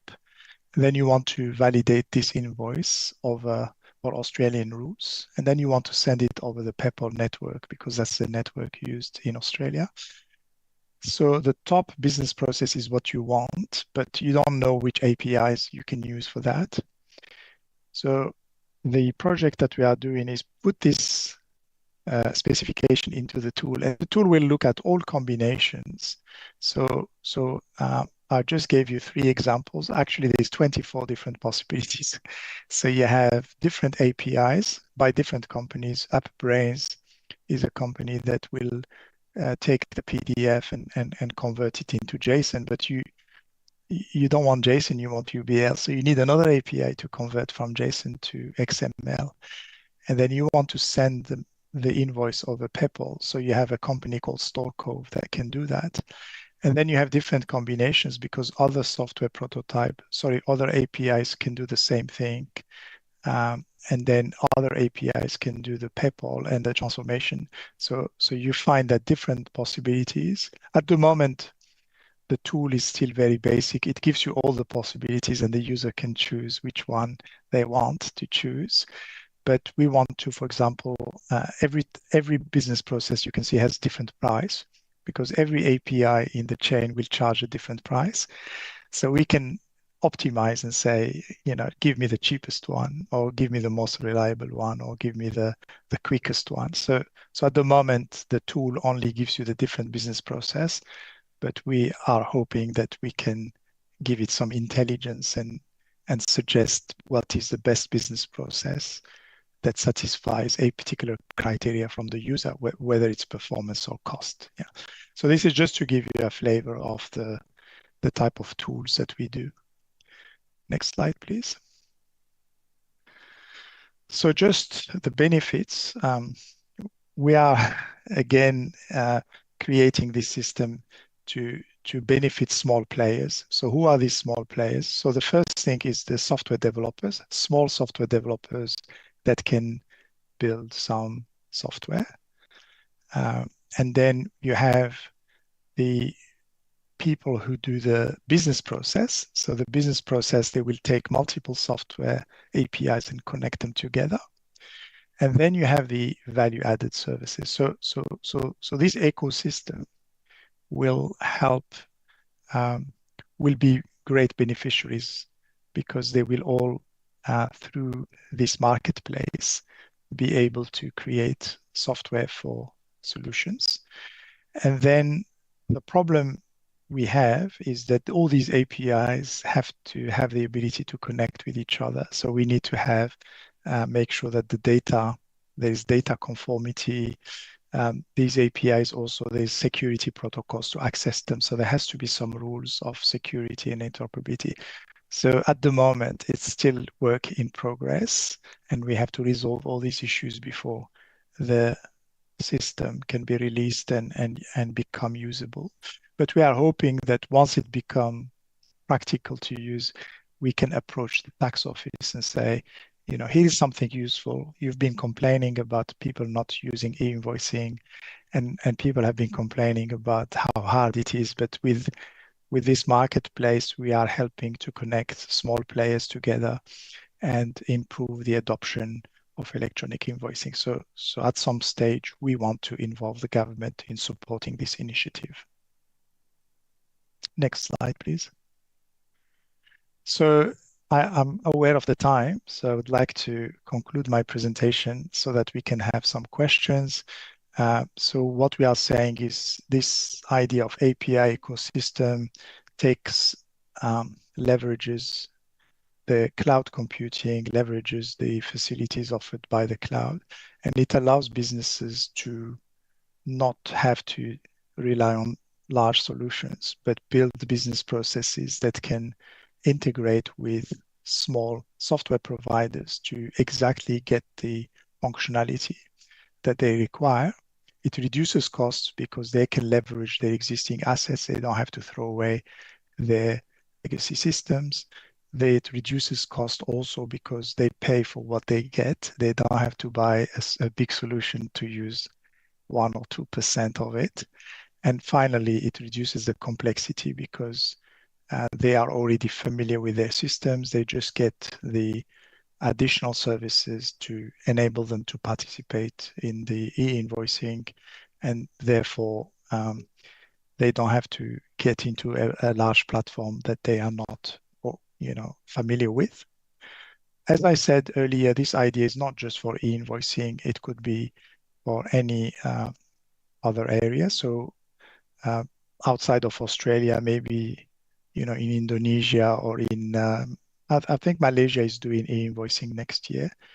People can get together and try to create a marketplace like this to facilitate adoption by small players or other sectors of activities. So if you have, in logistics or in payment or in other area, you can adopt the same approach, saying, rather than pay for a big solution, let's have an ecosystem where we can all contribute.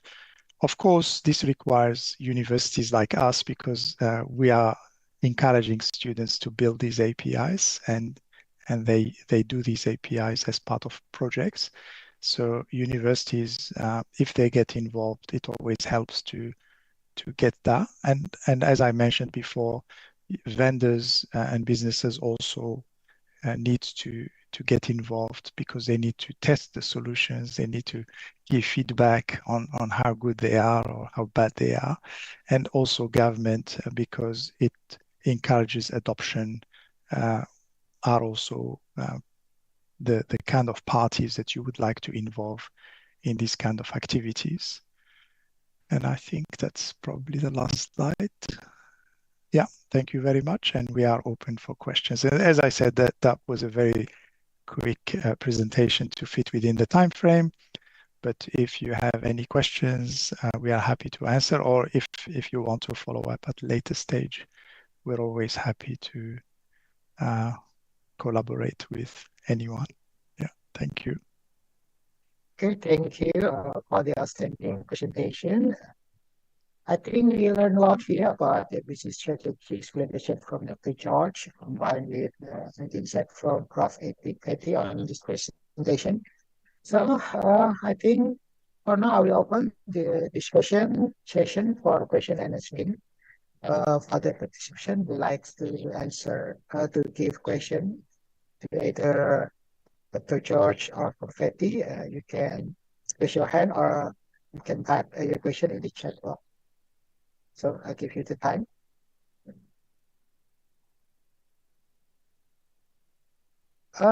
While waiting, may I ask some question of Betty or George? Is there any effort in the standardization or research for the e-commerce marketplace API? Because right now there is so many, each of the marketplace have their own API, so many customers. It will make some effort difficult for if we try for each company to try to connect to each of the API, maybe from the government body or organization that try to push the API standardization. While waiting other question. I'll just answer quickly. Most standard organizations, they're not focusing on API, they're focusing on data format. So the main organization is called UNCFACT. It defines the format of messages. So what is the format of e-invoicing? What is the format of an order? What is the format of things? And they have very detailed specifications of these formats.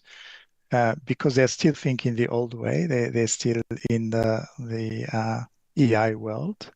And I think universities have a role to move them to the API world and say, rather than define formats, you need to define more the APIs, because that's what now government are defining APIs when it comes to submitting the invoice. So for example, many countries, the government, I think Malaysia has it, where you say if you want to submit an invoice, you can call this API and these endpoints, but these are not standardized. So there has to be efforts within the e-commerce community to say, okay, the same way as you define the message, we say, okay, if I'm, I'm sending you an order or a catalog or a pricing or a contract, these are the sort of endpoints that we need to do. And I think these efforts are very important. It doesn't have to be international. It could be at the level of a country, for example. But I'm saying it has to be done in e-commerce, but the focus has been mainly on data formats so far. Okay. Thank you for the explanation, Professor. Yeah, there are questions in the chat, so probably we should take them before I ask for more questions. Is that okay? All right. Yes, first question from sorry if I don't pronounce the name right, from Bali. It says, I would like to, okay, let me go to the question. Rapid advancement of technology integration for business development, which is your opinion on how entrepreneurs or SMEs with disabilities can compete and enter the digital ecosystem, especially considering their low digital literacy and perceptions of the digital world. So this is the first part of the question. So I'll probably answer it quickly and then pass over to Professor Rabi. The solution is about cost. Our solution, as we said, it's pay as you grow. So either large businesses or small businesses, they will be able to only use the services or the APIs that they want, and they pay per usage. So they don't have to buy a system that costs millions of dollars. That's very quickly how I answered it. So second part of the question is the digital literacy. It's kind of a plug and play solution, so they don't need to like know how the code works or how things work together. Pretty much like Professor Rabi said before, when you download an app on your phone, so you can, hire or, rent this API and use it. Do you want to say anything, Professor Rabi, before I? Yeah, just to say that there's two levels. There's the B2B and the B2C. So I think the B2B is how do you get the invoices between the two parties? And then the B2C is how do you create the invoice in the first place? And in our ecosystem, we are focusing mainly on software developers that are doing the B2B. To answer your question, we need another group of software developers that we're doing the B2C, saying, okay, how do we enable people who have the, for example, low digital literacy or they may have disabilities? How can they use these services in the first place? And I think that's an important question, because without the first group to access these services in the first place, but somehow that requires a different set of skills. It's more looking into, for example, in our case, the big problem is data integration, security, cloud performance. So we are really looking at the B2B. When it comes to B2C, it's really going into how do you deal with user UX. So now you have to deal with psychology, you have to deal with information systems, you have to deal with computer science. And in this area, for example, AI is really doing a lot of, there's a lot of tools that now help through AI how to communicate with computer systems through language rather than having to manipulate menus. Yeah. And the second part of the question, how is the situation in your country regarding the understanding and inclusion of small and medium businesses with disabilities in the digital business ecosystem? So I would say, I'm not sure if it's much more advanced for these disabilities. Yeah, I was going to say, I know that in Australia you have guidelines. So when you build user interface, you have some standard that says, if your user interface is built for people with disability, it has to follow these rules and the font has to be this way and this way. I haven't worked personally, but I know the standard exists, and I think probably the role of government is to maybe take some of these standards and implement them in different places, but the standard definitely exists. Okay, Dr. George and Dr. Shafati, I think we have time for one more question. There are more questions in the chat if you want to read them, or I'll let you decide which one you want to take then. Yes, you choose one question to answer.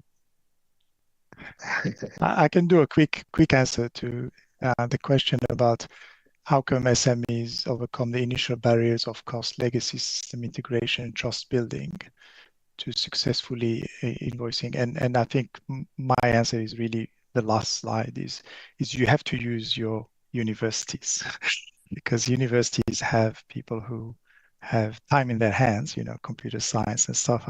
If you do it through consultants and do it through professional software developers, it's not going to work. So having universities being involved and releasing software, making them part of teaching, that's very important to help, especially in countries where there is no big resources. Yeah. Okay. And the other question is, there is a lot of open source software and API to minimize the cost. Yeah, this is exactly what we have. There's a lot of software that are open and free, but we don't know how to use them. So if you don't have a repository, if you don't have a marketplace where you put this software, then you can't use it. So the whole point of our work is there is a lot of things out there, but if you don't know about them, you can't use them. And having a repository where you collect these different open software, plus you create some, makes it easier to leverage them. Yeah.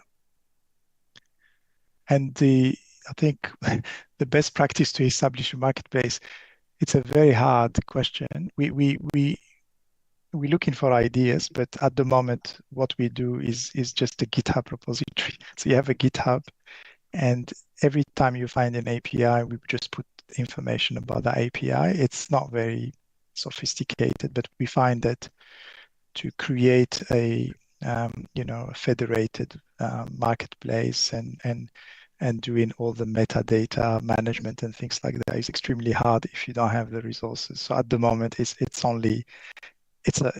not a real marketplace. It's more a repository of information that tells you where different APIs are located.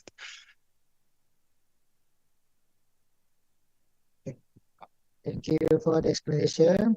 Dr. George Johajar. So I thank you so much for both of the kind of presentation on this conference. I hope that we could have another presentation in the future conference.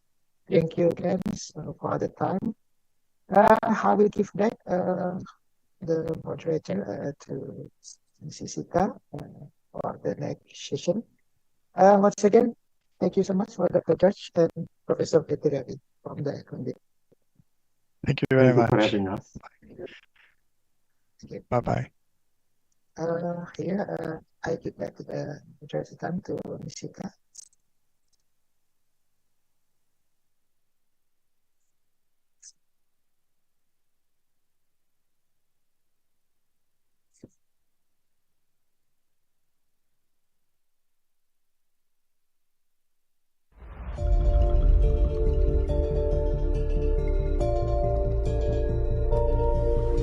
DMK Group sebagai salah satu pemasok aspal besar di Indonesia telah melayani kebutuhan aspal di Pulau Bali semenjak tahun 1993. Merupakan sebuah kebanggaan tersendiri bagi DMK Group dengan ditunjuknya Indonesia sebagai pemegang presidensi G20 dan dipilihnya Pulau Bali menjadi tempat diselenggarakannya konferensi tingkat tinggi G20 pada bulan November 2022.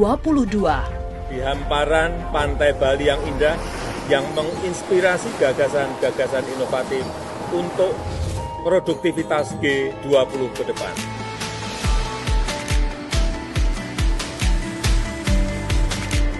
PT Wijaya Karya Persero ditunjuk sebagai kontraktor pelaksana proyek pengaspalan jalan untuk mendukung kelancaran KTT G20 tersebut.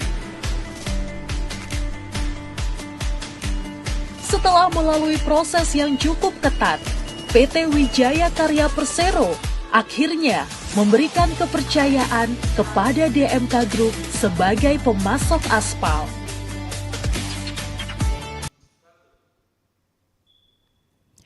Good afternoon, distinguished guests, esteemed colleagues and participants. First, allow me to extend a warm welcome to Associate Professor Muhammad Ansari from Business Information System Department, University Brunei Darussalam.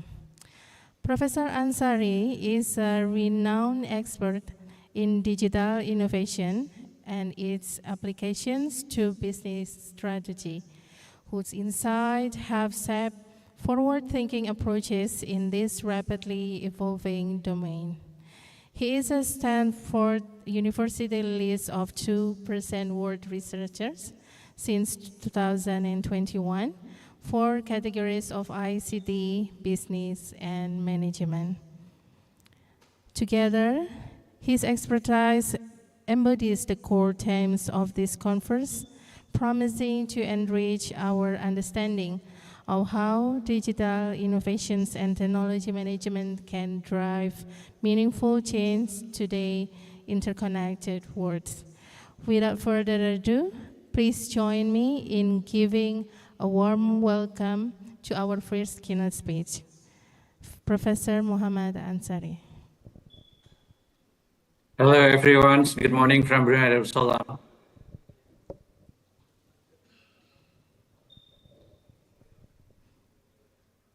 Good morning, Professor. How are you, Dr. Muhammad Ansari? Thank you so much for having me here today.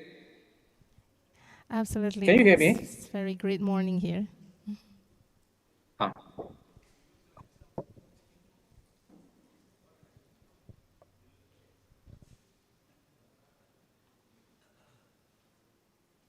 If I may share my presentation, just a minute. So please interrupt me if you couldn't hear me clearly.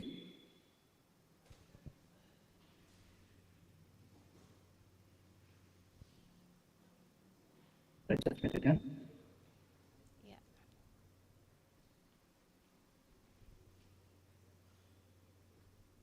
Let me share my slide.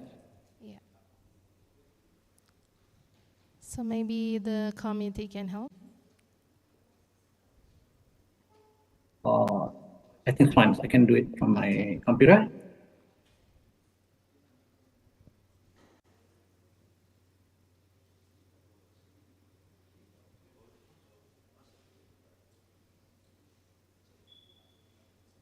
Everyone can see my slide? Yes, it looks perfect. Thank you. Shall I start?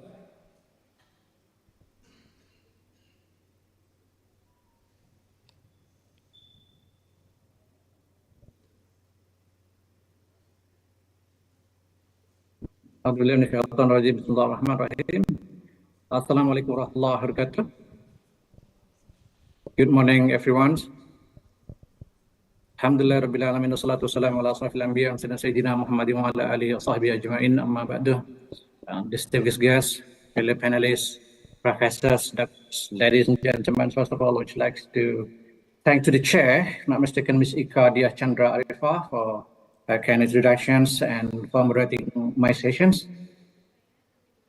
So it is an honor to be virtually here today. So today I would like to share brief introductions about sustainable developments and the fourth industrial revolution, the topic that is probably not only timely but essential as it navigates complexity of our rapidly evolving world.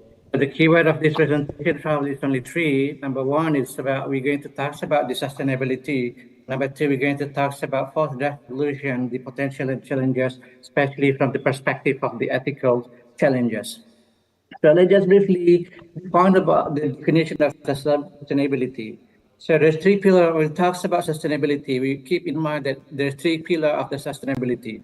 The sustainability is always taught when there's three components of the three pillars of sustainability. It's about environment's impact, economical impact, and society impact. Sustainability, the environment impact, sustainability ensure that responsibility use of the natural resources such as energy, water, land, maintaining ecosystems such as biodiversity, etc. So, but when we do so, of course, we must preserve the profit as well. It involves promoting financial prosperity, market stability, responsible resources, and employment opportunities and product responsibility.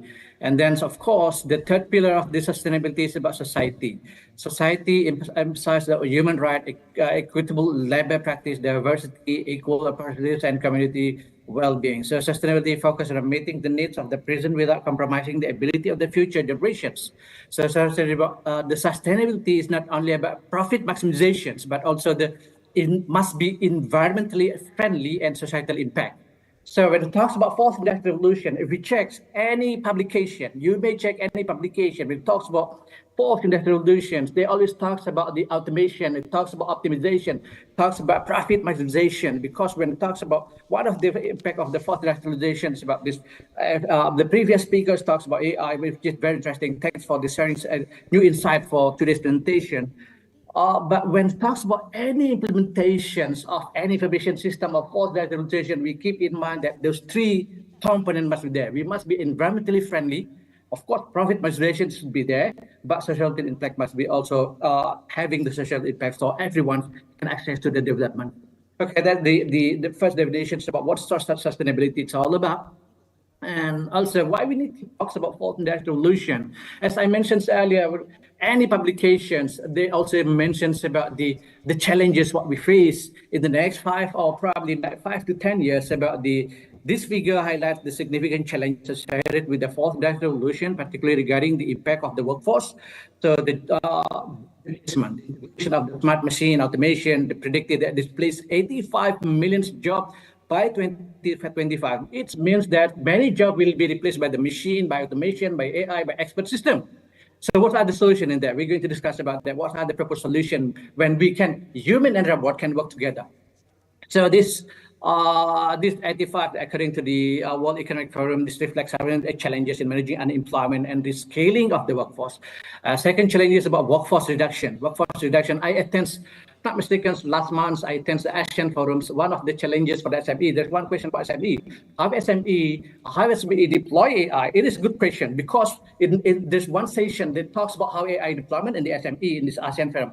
The challenges is there. Any ASEAN members that talks about, one of the entrepreneurs, they presented about the why they need to use AI, why they need to use those automation systems. The reason because the labor cost is now become more costly. Let me repeat again. The labor cost now become more costly.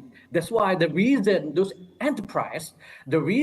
those enterprises start adopting this enterprise smart system, automation, AI, because they consider when the operation system is much cheaper.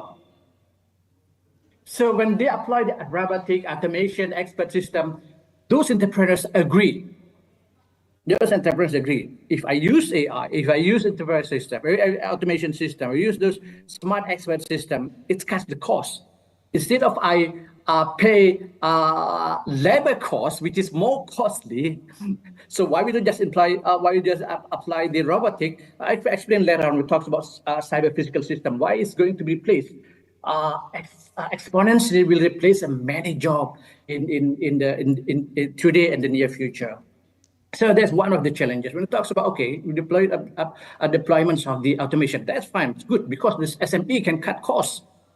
Instead of the paying hourly to the labor, why don't you just can deploy or buy one-off investment? That's what we do. That's what this entrepreneurs discussed during the forums, during the ASEAN meeting. We need technology because we cut the cost. Instead of how we are using the very expensive labor, we just one-off investment and then it's work.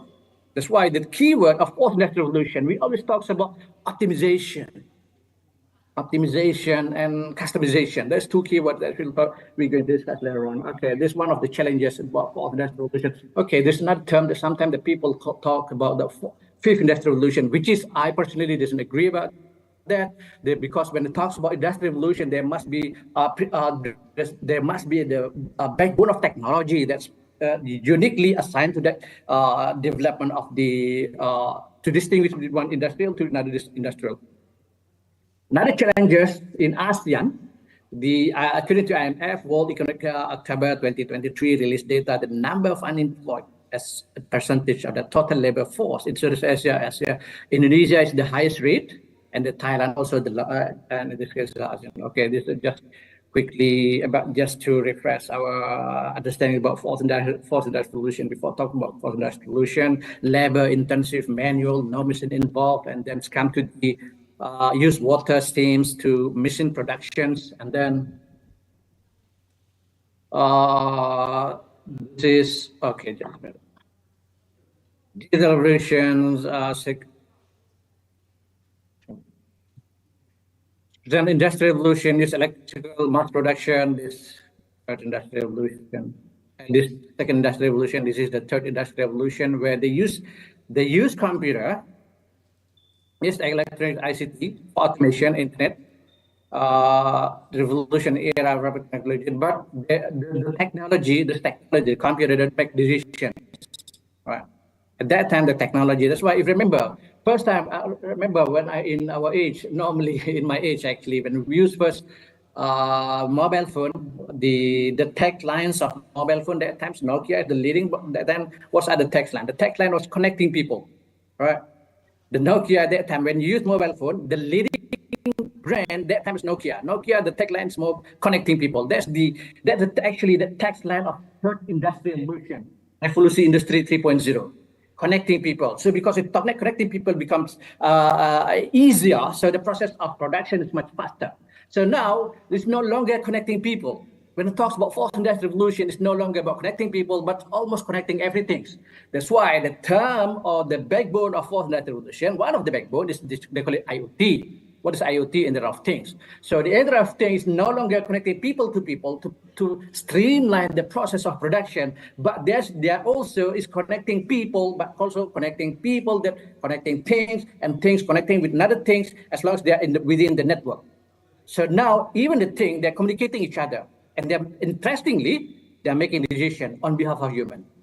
That's the reason, one of the reasons why a lot of unemployment, because of the principles change from the third industrial revolution, where connecting people to connecting almost everything, which is the terms, sometimes they call it Internet of Everything, sometimes they call it of IoT, Internet of Things. So this is the third industrial revolution. Yes, there is computer, yes, there is internet, but the internet and computer and third industrial revolution to streamline the communication, those who run the production, which is the human. Well, next fourth industrial revolution. Next fourth industrial revolution talks about the keyword here. According to this picture, you can get from this from the internet. Sorry, I forgot to put the type the source. So industry 4.0, the keyword about cyber physical system in Internet of Things, which is I explained earlier, and the network. The network actually part of the IoT. So get this idea about cyber physical system and Internet of Things. One of the backbone when it talks about fourth industrial revolution. Remember before when it talk about third industrial revolution, it's more to the connecting people, and then when the connecting people is faster in terms of the process of production, of course. But now it's much faster because it's not only connecting people, but it's almost connecting everything. I'm going to explain briefly what is CPS is all about, especially for the student. But what is CPS? Why is it really impactful? Why is it always in the debate in the media, and then in the policymakers talk about the impact of fourth industrial revolution, especially for the unemployment rate getting increased. So I like this figure by the Keynote 2024 to understand about fourth industrial revolution. When I mentioned earlier about decision making is one of the keystone to understand about fourth industrial revolution. What am I keystone here? Look at the keyword here. There's decision, there's action. It's much easier to understand what AI is all about later on when I understand about this simple framework. It is simple framework by the Keynote, but we will easier to understand about AI. The role of AI, the role of robotics, the role of automation, the role of fourth industrial revolution in this context. Okay, the keyword here is decision and action. What is it all about? Okay, in the third industrial revolution, the process of decision and action. Let me repeat again. In the third industrial revolution, the process of decision and actions still on the human side. But in the fourth industrial revolution, the decision, even the action, we are empowered to the machine, to the expert system, to the AI to take decision and action on behalf of human. That's why when the entrepreneur in the ASEAN meeting, they mentioned, okay, I need AI, basically they start implementing Industry 4.0. So I need this technology because it's much cheaper. Why? Because I empower machine, AI, automation to make decision. It's not only making decision, but also taking the action. So keep that two in mind. These two keywords, decision and taking the action. Okay, what the CPS is all about? Briefly, I just want to explain how the difference between third industrial revolution to fourth industrial revolution. Sample of, this is sample of cyber physical system. In the third industrial revolution, say that I'm going to, just a minute.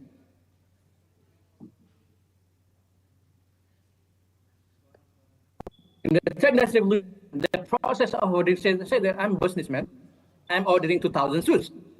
If I'm a businessman to ordering 2,000 suits, when in the paradigm of a paradigm third industrial revolution is connecting people, right? So I just can pick up my phone call, and then I send email, and then I detailing my order, and then I send my order, and then send the bank EFT transfer, and then probably the process of putting the order 2,000 suits until the production delivery of the product could be takes 2 months. Now, what's the principle of cyber physical system, the fourth industrial revolution? The cyber physical system, the process could be, instead of the process could be 2 months, it could be 2 weeks. Why the process of optimization so much? Okay, look at this very basic scenario. Okay, I'm putting the order 2,000 suits. This personalization and the customization, you can just click type of the size, type of the color, from your mobile phone. You don't have to travel. You just can from your platform you can order, and then using the fintech, digital wallets or cryptocurrencies, any fintech technology that you're going to pay. And then once the payment received, and then smart factory, the keyword here, that keyword, the smart factory.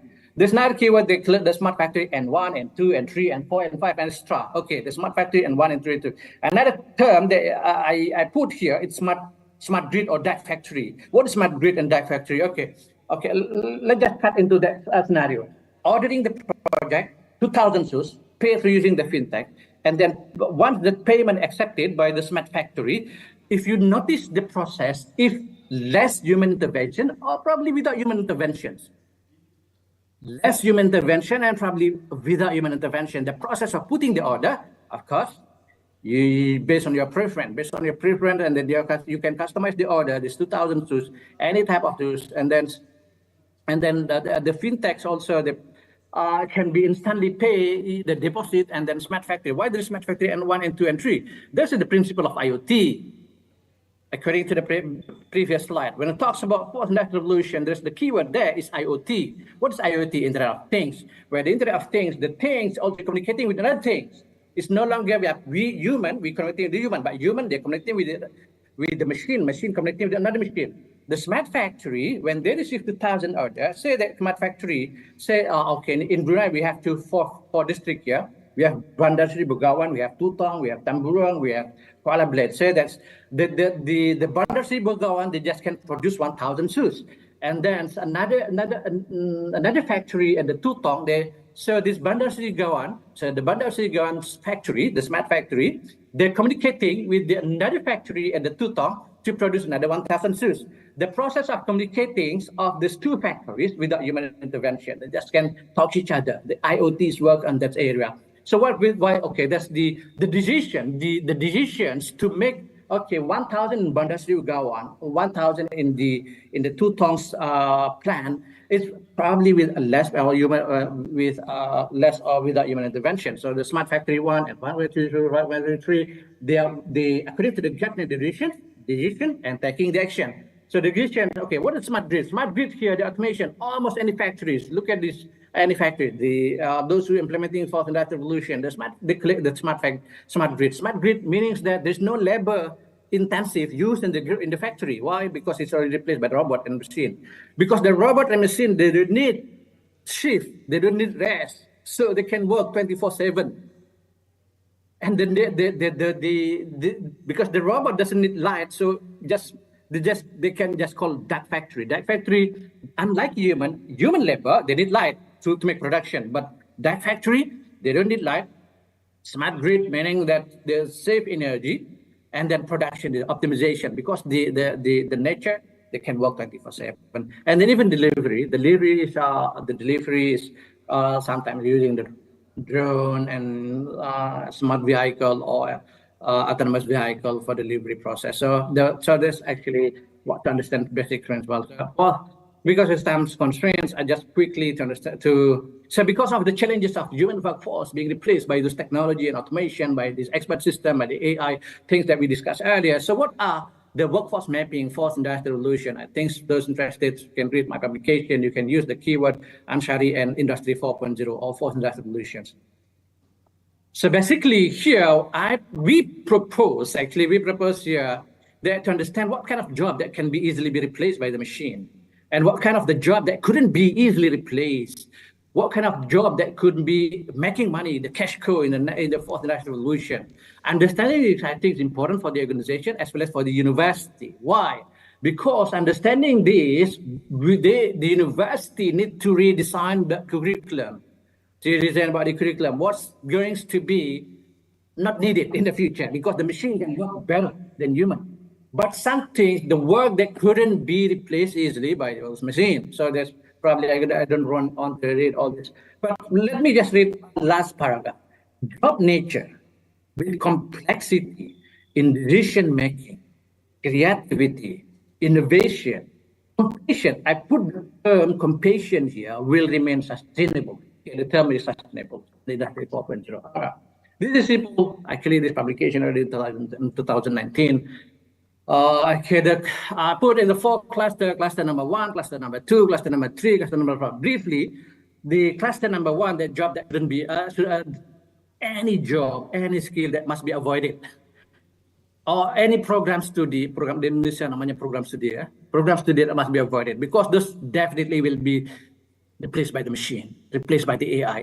So any job with those characteristics, okay, I put this here, human-centric identity, at the bottom, machine-centric optimization. Why optimization? Look at the scenario of CPM, cyber physical system. Because the machine, they can work 24/7, they optimize the process of production without any rest.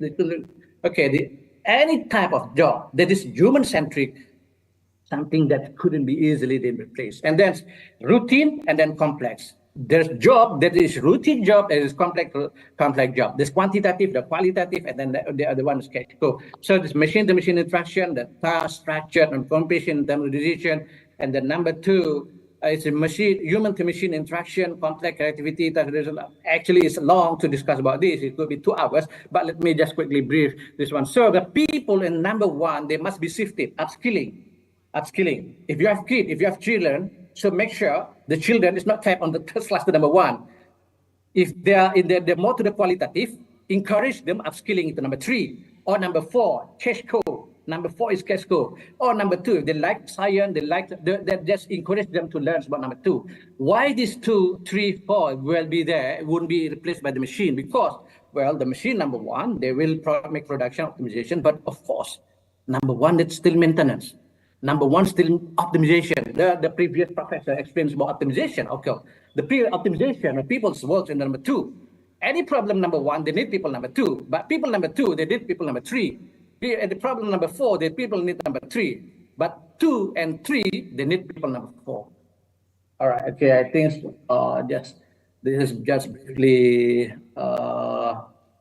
the job that will be replaced by the machine. Number 2, the job that will be, well, they're talking about, in any publication, yes, you can read, many publications say that there will be job will be replaced, but there's new job that will be replaced. There's new job that couldn't be replaced easily, but there's job that couldn't be made. Yeah, social science, classic trick example. What is this topic of the classic train example? If you check any book or any publication, not publication, it's textbook about business ethic. If you have studied business ethic, this picture might be there. About dilemma, the ethical dilemma about how they making decision. Now, the idea here is this, I think it's quite famous, right? This, either you go, it's you, as the human making decision, either you go for the 5 or you go to 1. But now the scenario, back to the 4th industrial revolution, we empower machine to make decision. Either 4, either 5 to 1. Before the scenario in 1967, they never think that the machine will make decision, but now the machine make decision. This is another picture. I think it will takes long to explain about this picture, but this is basically about the EV. Understanding about the EV, just understanding about your social media. We all use social media, but understanding what is the challenge of the social media? The hook news. So similarly in the EV, of course, they're still improving. By the time they're still improving, but of course, in a certain scenario, in the complex scenario, remember we empower machine to make decision. If the decision is routine, like what it's quite easy. Okay, turn right, turn left, using the ways, and then go there. But in the complex decision, when we empower machine, that quite challenges for the machine to make decision. It happens that one of the scenario when the either self-driving car protect the life of passenger, even at the expenses of greater enough number of pedestrians, or car should protect us at all costs or other pedestrians. So in that scenario, machine has challenges in making decision. Okay, this food delivery landlord, because of this, the drone was operated, power was shut down to respect the network because of the ethical challenges. There will be a lot of debates that won't be stopped about the ethical challenges for that revolution. But the conclusion here, do we need to avoid? No, we cannot avoid. We cannot escape this fourth revolution. Sooner or later, is already here. Probably in Indonesia. I remember last in last administration, President Indonesia, I read from the news that going to replace the civil servant with the AI. So you can imagine how many unemployment can be created on that. But of course, understanding the principle, what are the jobs that will be replaced? What are the jobs that couldn't be replaced? I think could be need contemplation for any faculty, any parents, or any graduate any student here attending this lecture, considering what kind of upskilling strategy that you need for facing this fourth industrial revolution. That's all for today. Thank you everyone for listening my presentation. Assalamualaikum warahmatullahi wabarakatuh. Good morning. Thank you very much, Dr. Ansari. Is such a very insightful presentations from you. Okay, so I opened the opportunity for the audiences to ask. So you can directly raise your hands or leave your questions in our chat room.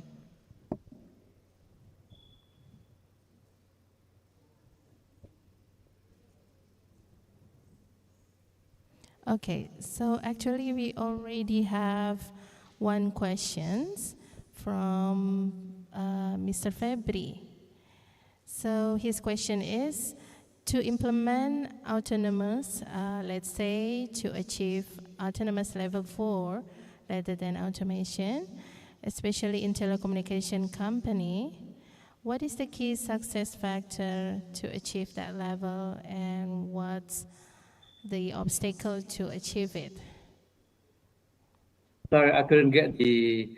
If you want to achieve fourth revolution, telecommunication company, what's sorry? Can you just repeat this? Sorry, apologize, I couldn't get the point. Okay, so maybe Dr. Febri could open your mic, maybe, or to say it directly to Dr. Ansari. Yeah, thank you very much, Dr. Ansari. Maybe I repeat my question. Great presentation for your insight on presentation. Yeah. Thank you, sir. Yeah, I've been working in a telecommunication company. So currently, most currently is the happening thing, for industry especially. So if we talk about the autonomous level, we know that we have leveling from level 1 until level 5. Yeah.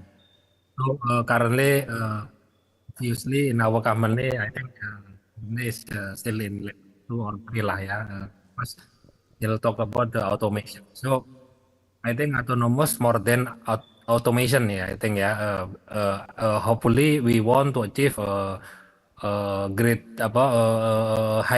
higher than level 2 or level 3. Yeah. So the question is to increase our level of the autonomous. Yeah. What is the key success factor to implement or to increase our autonomous level? For example, from level 2 or 3 to achieve a level, let's say level 4. So what is the obstacle also to achieve it? I think that's the question. Thank you. Okay, thank you very much for the. I think to increase the autonomous. I probably, correct me if I'm wrong. So there's autonomous automation. Automation is more to the business process. Probably correct me if I can get your answer, your questions correctly. So automation is probably from the before in your business process. Normally it's 6 people doing the task for the one task, and now instead of 6 people, now it's 1. Is it? The automation, right? The automation level 1, level 2, level 3. But now it's talking about autonomous. Yeah. Autonomous in the context of empowerment. Is it? Empowerment of decision making of the people on the level 6. Yeah. So talking about this empowerment of the people in the I think that's to be honest, that beyond my area of probably that's more to the HR people to talk about how to improve autonomous. The people working in those areas from the level 1. If I'm not really familiar the context of the level 1 was level 1 was level 2, level 3, level 4, but probably it is considering about the challenges of the future. if the situation of it need more people, why you need automation? If you can do 6 people, probably, of course, for the company it's bad. Why? Because they have to pay salary for the 6 people. But for the country level, probably, if the people did without implementing the automation, they can absorb many people to work. But in terms of the context of the decision making, so probably upskilling your tasks, upskilling your skill in the context of the technology. Probably you need to understand about what are the latest developments on the networking. Probably that will be developing your autonomous level. More skill that you embedded, more level autonomous that you're going to gain. Probably upskilling strategy for the people in the organization that make people better at making decisions. Hope answering your questions. Okay, thank you. Thank you. So the next question here is from the student. Thank you, Mr. February. So Ms. Najwa here asking about, is it possible if some jobs have been taken over AI and more sophisticated technology, does it add new jobs, such as in incorporating the AI, or reduce jobs for human labor? Okay, I think, yeah. Yeah, your questions, you answer your questions. Yes, there will be many jobs will be replaced by the machine, but there will be new jobs will be created because of this new business process. Don't worry about that. Most importantly, you understand at which stage that which cluster that you interested most. Either upscaling to cluster number 2, upscaling cluster to number 3, or if you are making money, go to number 4. Thank you, Professor. So is there maybe any one more question from Dr. Ansari?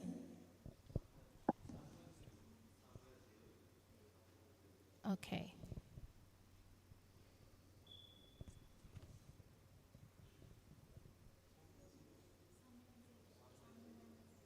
Oh, okay. Wait. I can't see it. Okay, so Samuel, yeah, you can start to open your mic to ask the question. Okay, good morning. Thank you for your material, sir. I'm sorry I couldn't open my camera because I have trouble. I have a question. You know, the technology is tend to develop and evolve in the future, and we all know that there will be many jobs that will lost because of the development of the technology. But what about the people that are still rely on the job? I mean, we get it if some of us get it that there will be a big change in the future, so we have to prepare like for several skills and etc. to be ready in the future. But there are still many of us that they don't know, they don't have any particular skill that needed in the future. And I believe the numbers are many of the people that are still rely on the job that using a quantity that that will be replaced by technology. How will we overcome the problem? Thank you very much, Mr. Samuel, for your interesting questions. I always mention to my kid, spend less time to the social media and smartphone and start improving and understanding your patients. If you're patient more to the social science, then be good in the social science. If you're patient more to the quantitative, like calculation, scientific, engineering, be good in that area. And then most importantly, beyond that study, either you go for the social science or go for the science or engineering or STEAM area of study, make sure develop your innovation and complex decision-making expertise. I mentioned here complex decision making. It's not only about decision making. Decision making, it could be anyone can do decision making, but understanding how you develop complex decision making at the same time develop your innovation, because the innovation will come up with the complex and know how to solve the problem. It's no longer about know how to solve the problem, why this problem happened. So that's area of expertise in any area of study. Develop your creativity, innovation, complex decision making. You should be fine. Thank you. Thank you. Thank you, Samuel, for the presentations. So, yeah, I think this is the final sessions of Dr. Ansari presentation. So, what I could sum up here is there are a lot of opportunity and also challenges for us exposed in the era of industrial revolutions 4.0. But meanwhile, it's also give us a challenge to upskilling our skills, especially to side by side with the machines, to provide more complex and comprehensive decision making for business. Thank you very much, Dr. Ansari, for sparing your time here. See you again in the next academic collaborations opportunities.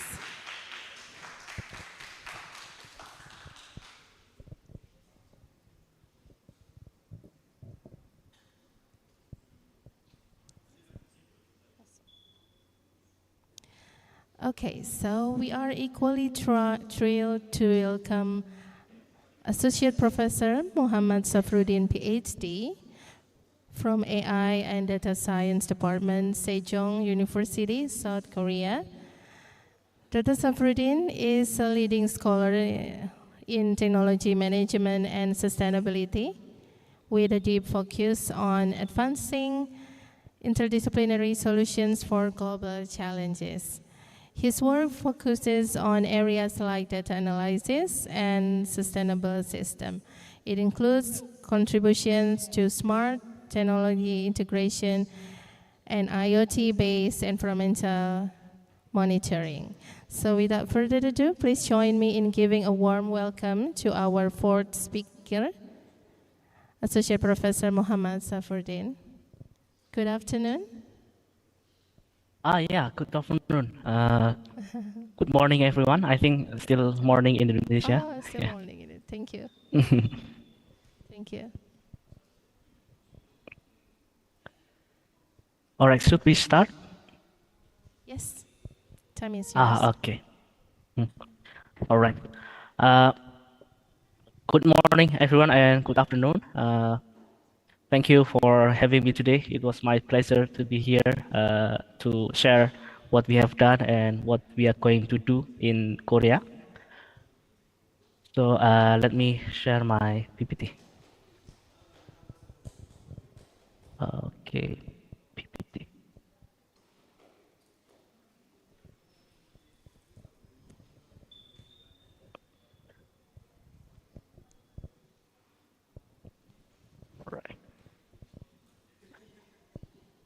All right. As introduced by the moderators, my name is Muhammad Syafruddin. I'm from Indonesia. So previous speaker is Professor Ansari. Actually, he is my lecturer in Indonesia, and he is my role model that we still keep learning and improving ourselves. So today's agenda, we are going to talk about the impact of digital technology on the other field of the study. So in this presentation, we are going to talk about the tourism and hospitality industry and how the digital technology has already transformed this field tremendously. So this was a bit about myself. I think I don't need to explain again. So let's talk about the tourism. I'm not quite sure if some of you are from tourism department or hospitality department, but the point for today's talk is basically we are going to talk about how digital technology, especially AI data that we have learned from previous keynote speakers like Professor Ansari and other professors that come up for today's presentation. So when we talk about tourism, then we divide it into 4 category in this case, right? Or you might call it 4 reasons why tourism are impacted by this digital technology transformation. The first is that on the left top corner here, we do have evolving visitor demand. When we talk this one, we talk about in Korea, but I'm sure it also happening in Indonesia, because in Indonesia we have a lot of spot for tourism such as Bali and other tourism spot that are well known by foreigners or well known by the visitor from another country. So in Korea itself, we do have a lot of visitors from possibly like K-pop's lovers, like they want to visit Korea because they are interested about the K-pop drama, Korean drama, etc. So we in Korea, we do receive a lot of demand from the visitors, right? And it's also happening because the global middle class are increasing, right? Even though the travel expense is high, but we eventually this year or recent year, we have a lot of global middle class, right? So a lot of people can travel even though the travel expense is really high, right? And we do have emerging generation. I think there is a Gen Z or Generation Z or Generation X. Even I myself is probably Generation millennia, right? I probably. So a lot of new generation that they are eager to travel, right? So they're eager to travel as a physical or through a digital, right? Because as we know that you are having a smartphone, having computers that are advanced, they can access any information through the digital platform, right? And on the right side here, we do have a sustainable tourism growth, right? We learned the sustainable term from Professor Ansari before, that he mentioned very clearly that what kind of job will be keep in the future, right? Or what kind of job will be lose in the future. So in tourism itself, we do have some term of sustainable. What kind of tourism that can be sustained in the future? Like, for example, if we want to implement digital technology in the tourism part, then might be some of the job will be lost. For example, like probably like the guide, right? Like maybe the guide that can guide the person to the place, then that can be changed using robots or using digital platform that clearly guide the visitor without any human interaction, right? And then on the down left corner here, we do have a travel mobility. What does it mean is that even though, for example, in the last few years, we do have a COVID-19 pandemic, right? At that time, the tourism area hit really hard, right? Because we do not have visitors coming from outside country, from another country, that because of travel restriction or because of COVID-19 at that time. So in those cases, then we have to think about how this digital technology, right, can help maintain the tourism. For example, we can have an online concert, right? For example, the K-pops can be done through, you might say, through the digital platform, so that the visitors need to just pay the fee through the online platform, and then they can watch their K-pops that can perform in the real time using digital technology, right? And even, yeah, we mentioned here like security and natural disaster and political instability. As you might heard that recently, a few days ago, the president of Korea announced that will be a martial art, right? I mean, because in Korea itself, the political is not really stable at the moment. They have a lot of pros and cons between politicals, between presidents and other parties. But for the human, I mean, for the common people, we do not feel that things. So in this case, when such situation happen, then we can offer alternative way, so that the traveler do not need to visit physically, right? So they can just use their mobile phone or use their computer to see the tourism spot like they did when they visit physically. Right? And lastly, yeah, in order for us to implement those three area or three category that we explained before, then we do need some technology, right? I think this technology has been explained very clearly by a previous speaker, Professor Ansari. I think he clearly mentioned that if we can utilize AI, artificial intelligence, like blockchains and digitalization as well as automation, then we can give alternative, or we can enhance the tourism experience so that tourism or the travelers will feel more more engaging, or more excited with the tourism that they are currently doing, right? So when we talk about the technology itself, I think this has been also clearly explained by previous speaker, Professor Ansari. So in 1960 until 1990, we do have computers, right? I think 90 is my first year, so I do not experience computer at the time. But in another country, advanced country, they do have a computer, because as we know, the Apple company, they invented the computer long time ago, before my first year, I think. And starting from 90 until 2005, we do have internet, right? That this internet has transformed how we find information, right? For example, you guys, if you want to visit this country nowadays, right, you might search the information through the internet, probably through Google or other search engine. You can search from the internet, and you might find easily how you can go from this place to another place, right? For example, if you want to visit my university, Sejong University is in Seoul, Korea, then you can search Sejong University, Seoul, Korea, and then you can see where the Sejong University is located and how we can go to that location, right?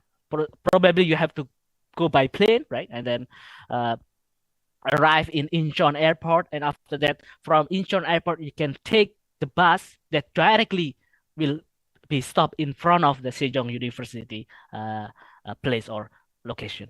So I think in 90 and 20 and 05, it was internet era. But now, starting from 2005 until 2010, then we do have a social media, right? I'm sure that most of you are using social media, either Facebook, WhatsApp, or other social media. So we do have a two-way communication, right? We can post some message, and other people can jump to the communication, probably respond, or even you can use the WhatsApp or other messaging platform to do the real-time call, right? Either using audio or video, we can have a two-way communication. And starting from 2010, we do have ICT, which is information and communication technology.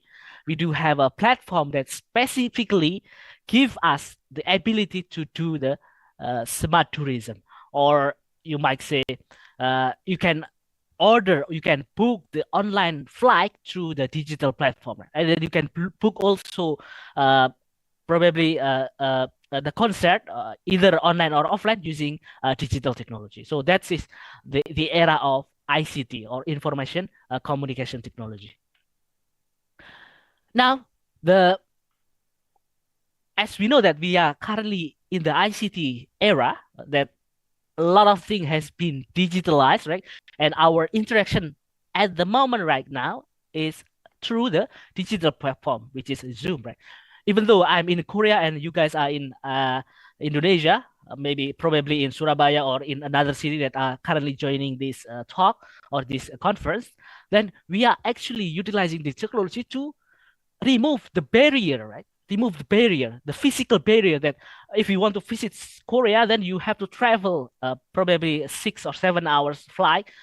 So with this technology, we do not have to do that, right? We can directly interact without any delay or without any obstacle. So now, when we talk about the ICT, right, now we have to talk about the sharing economy that have changed the travel behavior. What does it mean is that the sharing economy means long time ago, before we utilize digital technology, all the profits are centralized. What does it mean is that like this. Imagine when you want to travel, long time ago, before digital era, you have to book a hotel, right? So the profit will go to the hotel. But now you might want to find the alternative way. For example, you are going to use the what is called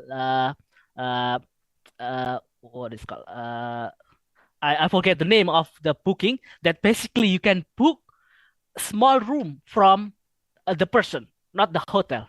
I think that was I forget the name of that application because I'm not using that long time ago. Yeah, here I think Airbnb. Yeah, the Airbnb. Right. So long time ago, all of the travelers, tourism are going to go to hotel.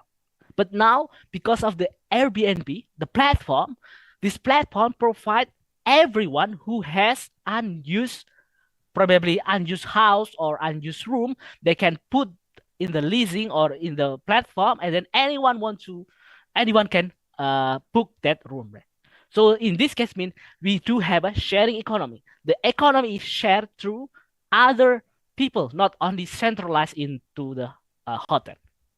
Even though for the traveler, I think for the traveler also, you can also offer your services as a guide through a specific platform, so that anyone want to go to that place can contact you, right, and use your service. So that's called a sharing economy. And here we talk about the mobile. You can search the travel information through a smartphone or through laptop as you please. And even for the local based travel information servers, we can use LBS. And you might also check the social media, right? Before you visit specific tourism such as Bali, Seoul, and other area, you might want to check in the social media who have been there, right? And what are their experiences, and you want to feel the same, right? Because of the social media information that have been shared freely.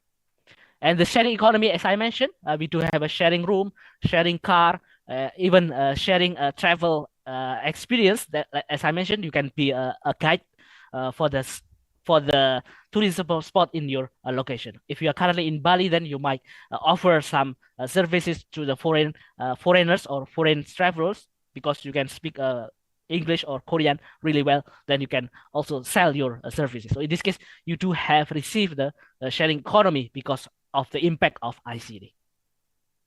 So that's conclude that if we can utilize this ICT and sharing economy, then it will increase the FIT, or fully independent traveler, right? Or you might say I think the fancy name is backpackers, right? Backpackers, because backpackers is someone who travel to specific location for the tourism by themselves or by himself, by herself. So fully independent traveler.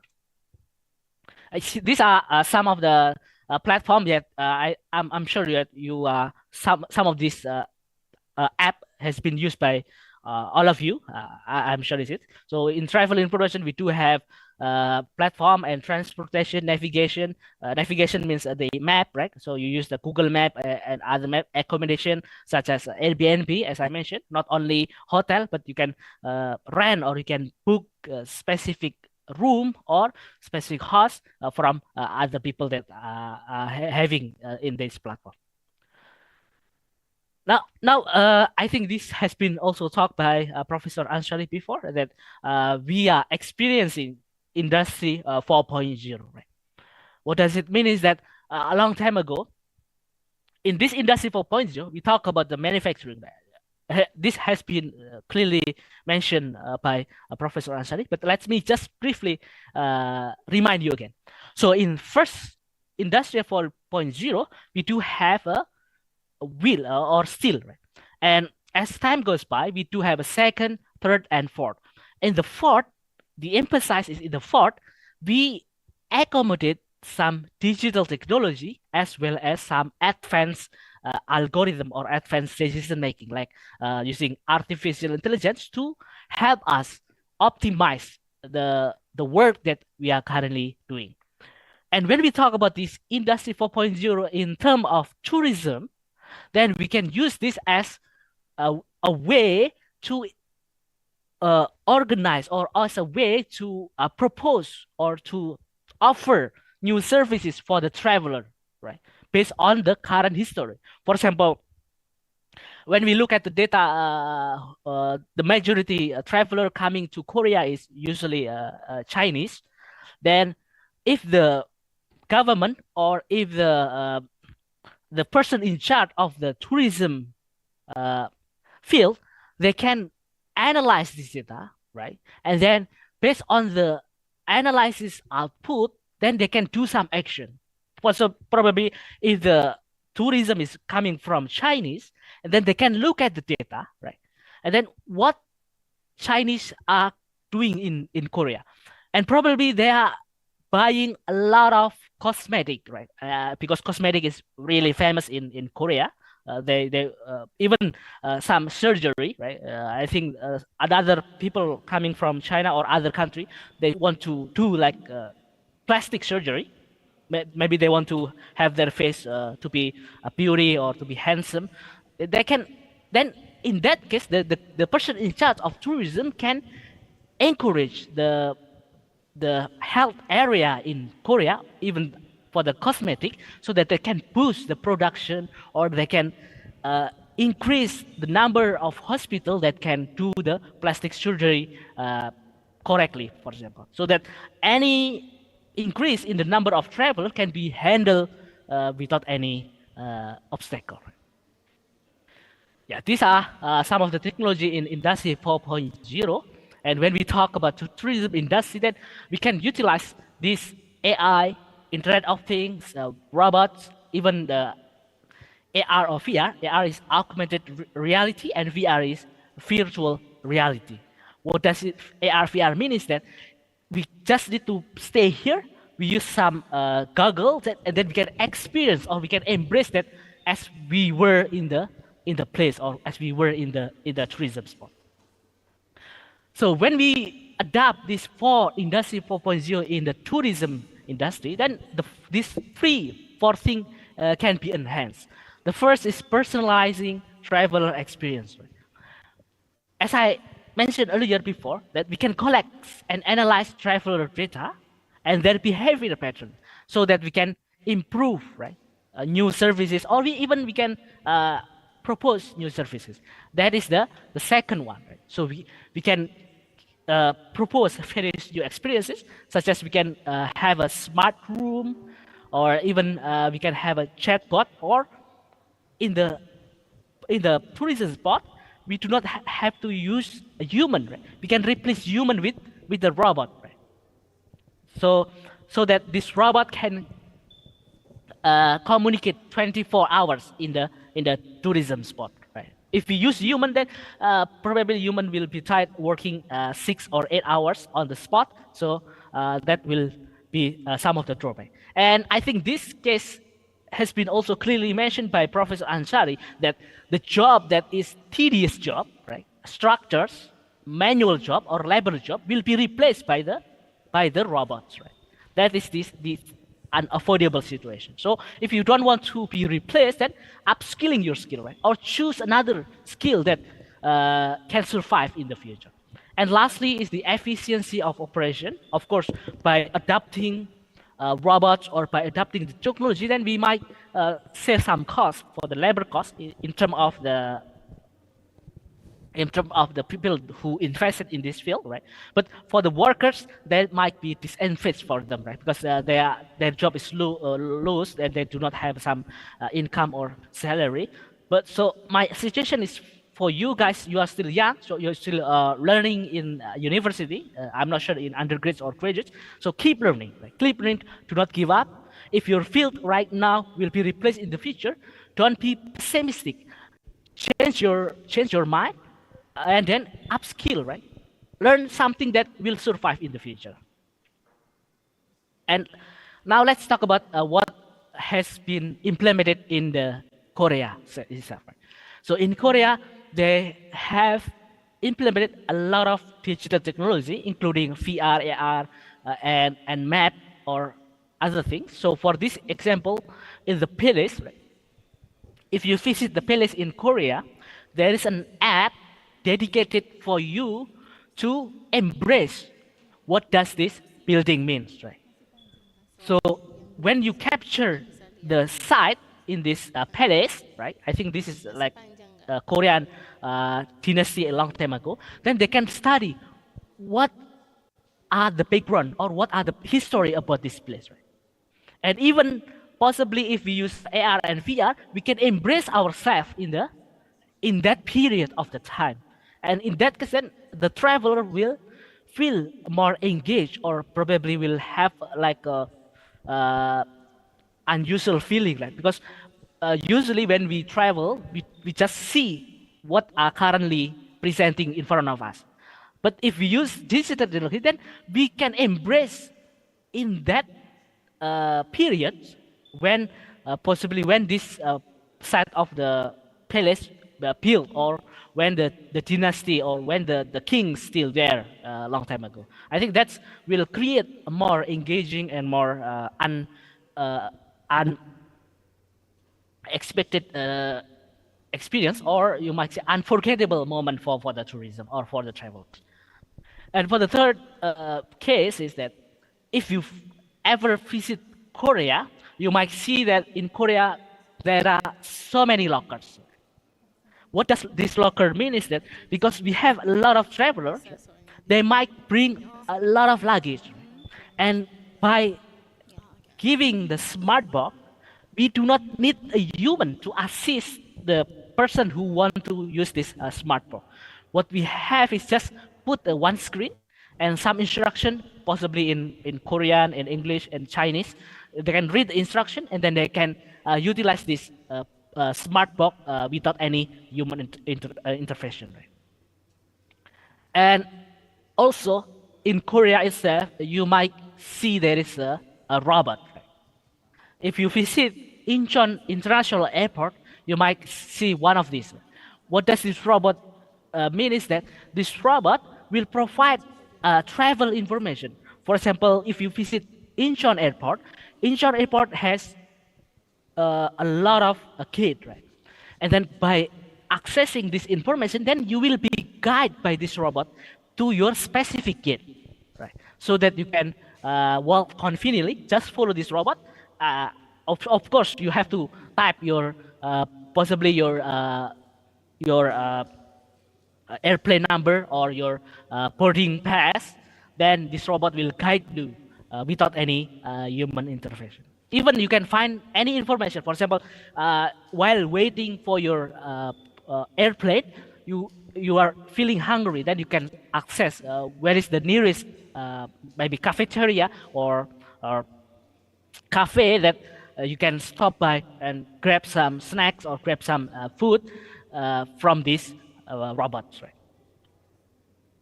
And I think this another thing is in the hotel. I think in Tokyo and another country, they do utilize a robot to greet the person who want to book the hotel or who want to check into the hotel. And lastly, I think and another thing in Korea itself, if you visit, if you ever use the bus stop, right? In the bus stop, they have also screen. Some of them, not all of them, of course. So in this screen, you can check if you want to go to one place to another. Then you can check whether this bus number will take you from this point to another point. Right? Even for the smart parking, smart shopping, etc., they are currently happening in Korea. And I think this is just a map, right? Just a map that specific mall or specific building, like possibly multi-store indoor map services. They develop a specific application for that building so that the visitors can easily access. If you want to go to store A or store B, then you can take the elevators or you can take the stair, etc., etc. Right? This is how we utilize digital technology to enhance the customer experience, not only in tourism, but for other cases also. And yeah, this is related with the VR and AR, so virtual reality and augmented reality. So in 2018, I think this was a long time ago, they can experience like riding the ski, right? Even though, as you can see on the right figure here, the person is only riding, I think, indoor, right? Because they use some specialized goggle. So that special goggle has some program in it, which is called augmented reality or virtual reality. Then they can feel that, they can see that they are in the ski land, right? And they can experience by, I think this is 4D, right? They can experience the shake or they experience how they can ski, and their eyes is visualized in that program, in that device. And lastly, I think you guys already utilized what is called a chatbot, right? I think ChatGPT is very famous, that you can just ask anything, right?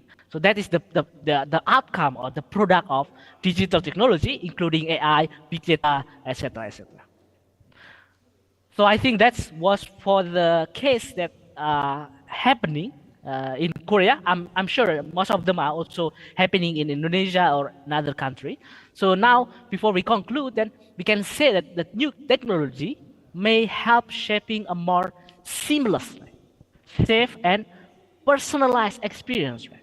Because as you know that human are eager to be personalized. Right? For example, if you travel to the specific location and someone greet you personally, then you might feel something that fulfill in your heart, right? So that is called a personalized experience. But of course, new technology might displace many workers, as clearly mentioned by Professor Ansari. Right? We have to avoid diagram number 1, which is manual job, a tedious job that do not have any complex decision making, that will be totally replaced by technology. So if you guys are in those areas, please start from now, learn new technology, and try to improve or upskill yourself. And of course, it will also decrease the profit margin of tourism suppliers, because when we adopt digital technology in the tourism area, then we do have a lot of FIT, right? Fully independent traveler. So the profit will not be in one centralized, but it will be distributed as a sharing economy. Right? Yeah, so in the future, the distinction between work and leisure time will disappear, right? Because of the technology has enabled global and constant communication. There is no line between us or between work and play, possibly in the future. Right?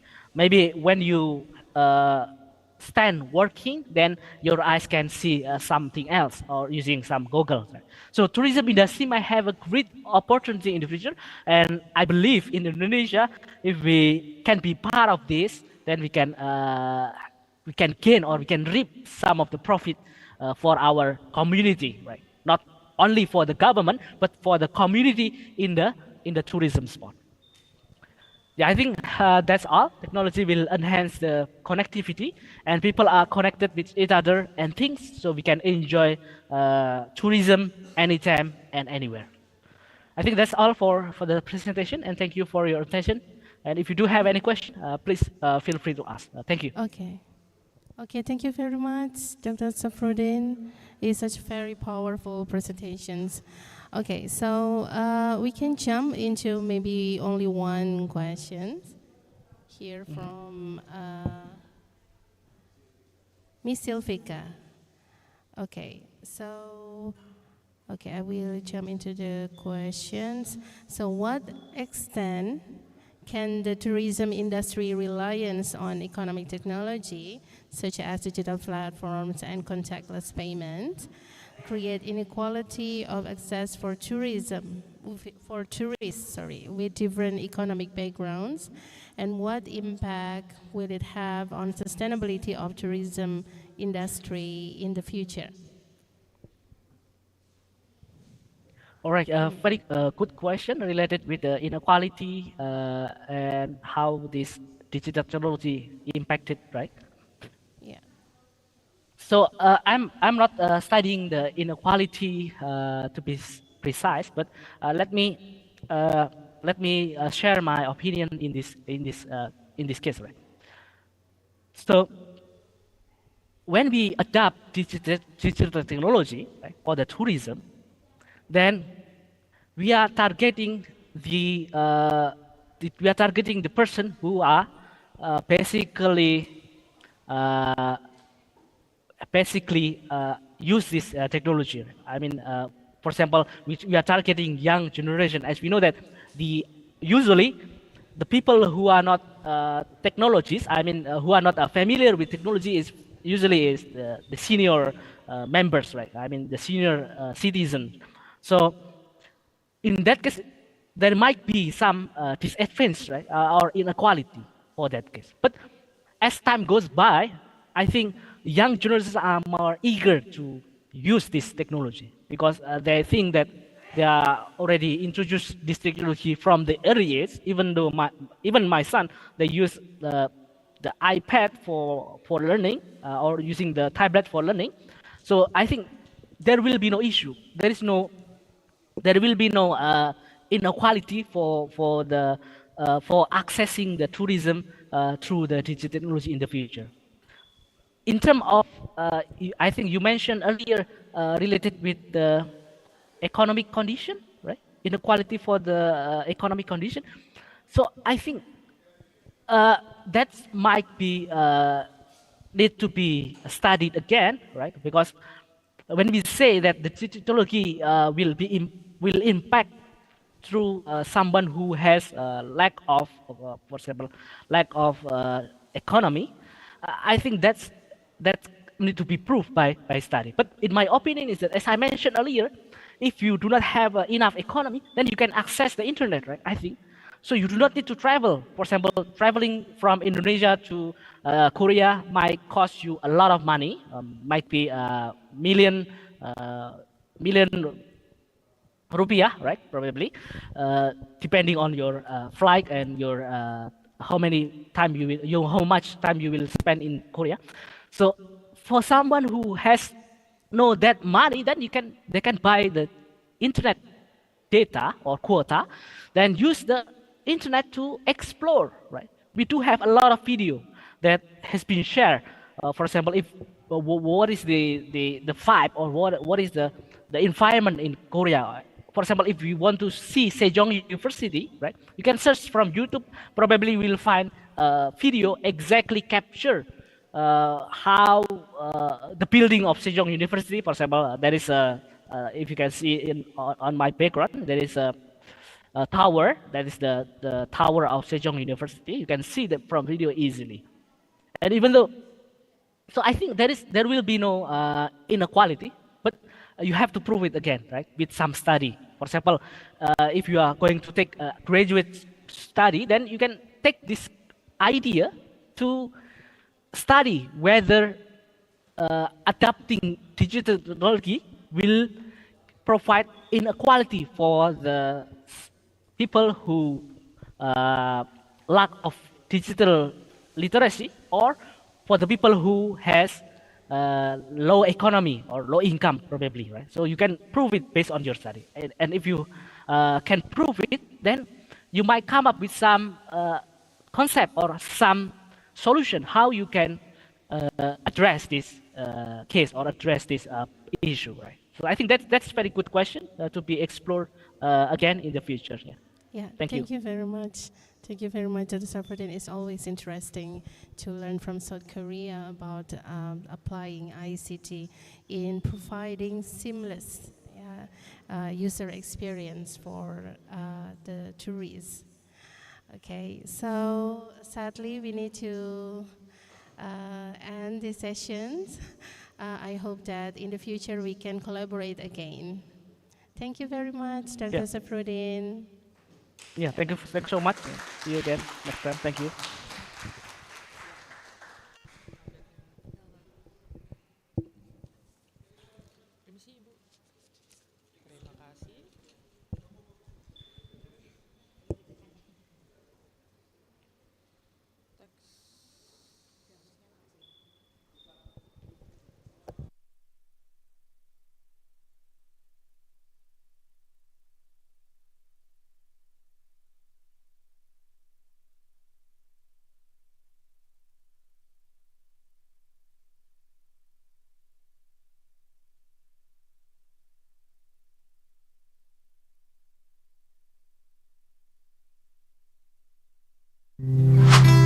Mai, besok goes bareng Dimas yuk. Hah? Dimas?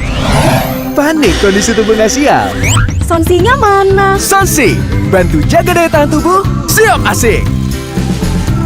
Sonsi dari KB.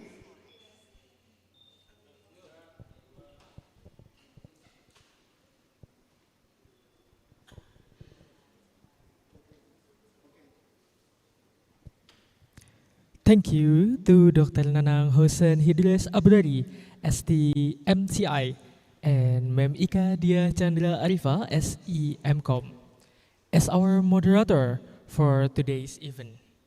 And thank you to all gorgeous speakers from Indonesia, Brunei Darussalam, South Korea, Australia, and also Taiwan. And we get 90 paper presenter from Indonesia, Malaysia, Taiwan, India, Latvia, and France. Big applause for ICONBIT 2024. We would also thank you to our sponsor and co-host who support ICONBIT 2024, make this event a success. The next agenda will be speaker certificate handing. We would like to acknowledge the invaluable contribution of our speaker. Their insight and expertise have enriched this event, leaving us with knowledge and inspiration to carry forward. For the first speaker certificate will be given to the speaker of today. We would like to invite Professor Dr. Anang Kisianto as MSI. On the screen, we can have documentation session.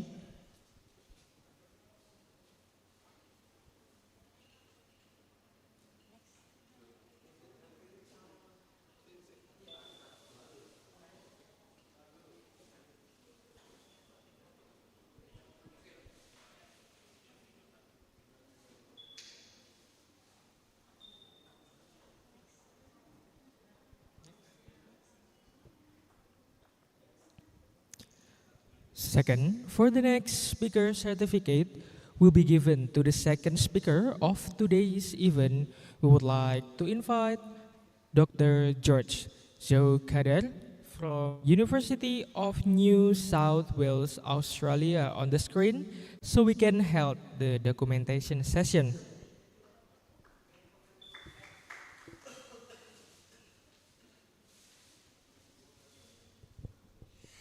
And for the next speaker certificate will be given to the third speaker of today's event. We would like to invite Professor Fatty Rabi, University of New South Wales, Australia, on the screen so we can have documentation session.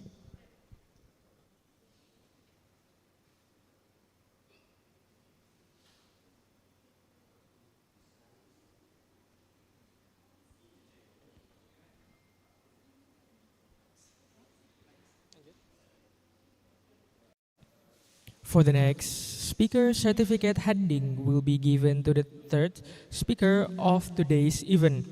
We would like to invite Professor Jun Wei Lian from National Taichung University of Science and Technology, Taiwan, on the screen so we can help the documentation session.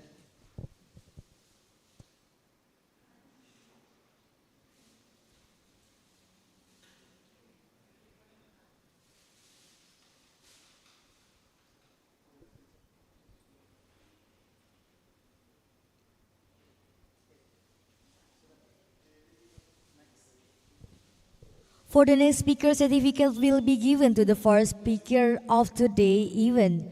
We would like to invite Professor Muhammad Ansari, University Brunei Darussalam, the screen so we can hold documentation session.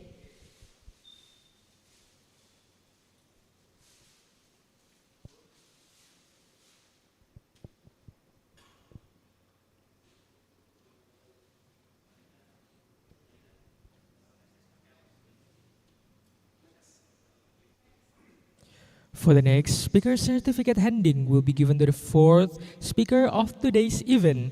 We would like to invite Mr. Muhammad Shafruddin, PhD from Sejong University, South Korea, in the screen so we can hold the documentation session.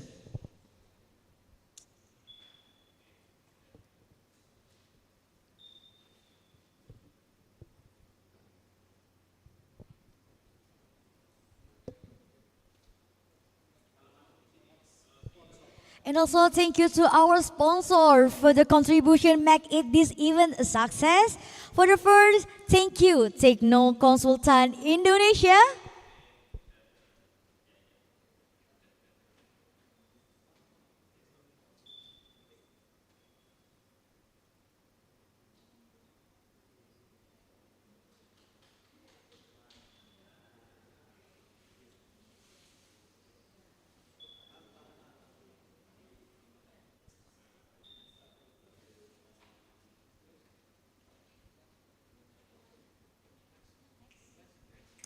Second, Ikatan Alumni FEB UNESA.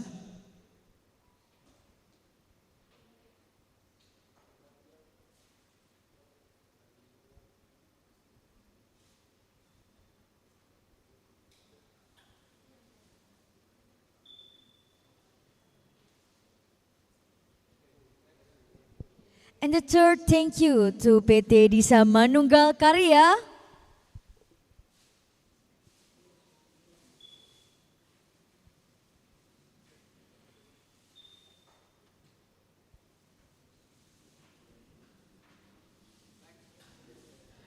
And the next, thank you to Hypnomic Event.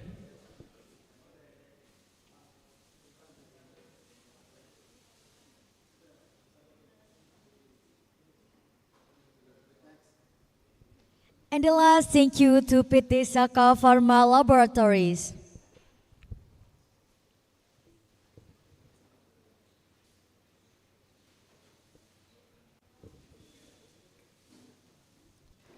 And the next, we also want to say thank you to our co-hosts that make this event a success. First, Universitas Pembangunan Veteran Jatim. For the second, Universitas Pendidikan Indonesia. Third,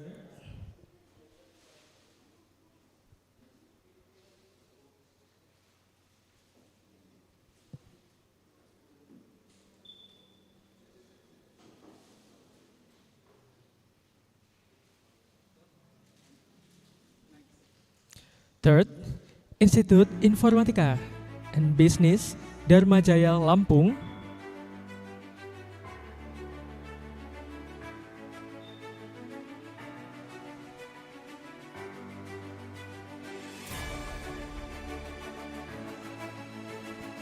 For the fourth, Institut Teknologi Malang.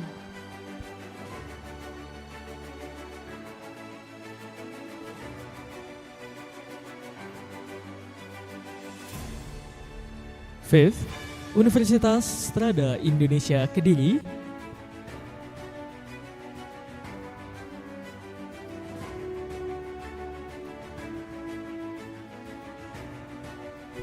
For the sixth, Universitas Widya Dharma Pontianak.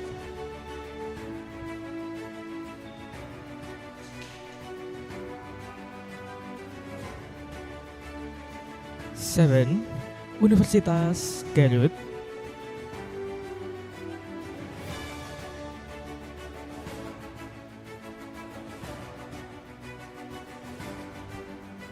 And for the eighth, Universitas Islam Blitar.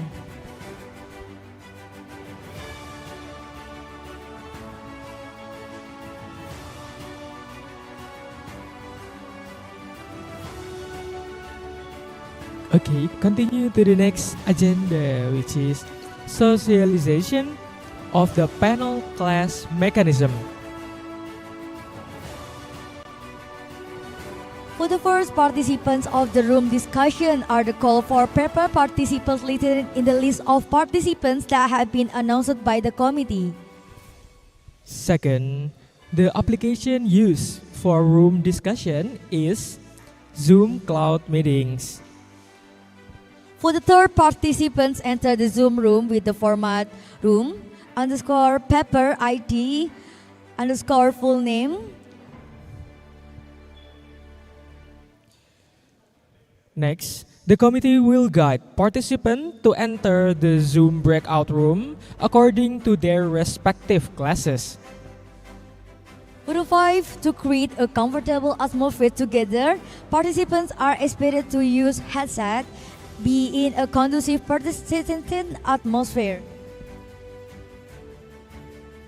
Next, if there are participants experiencing problems entering the breakout room, please contact us via WhatsApp to the mentioned number.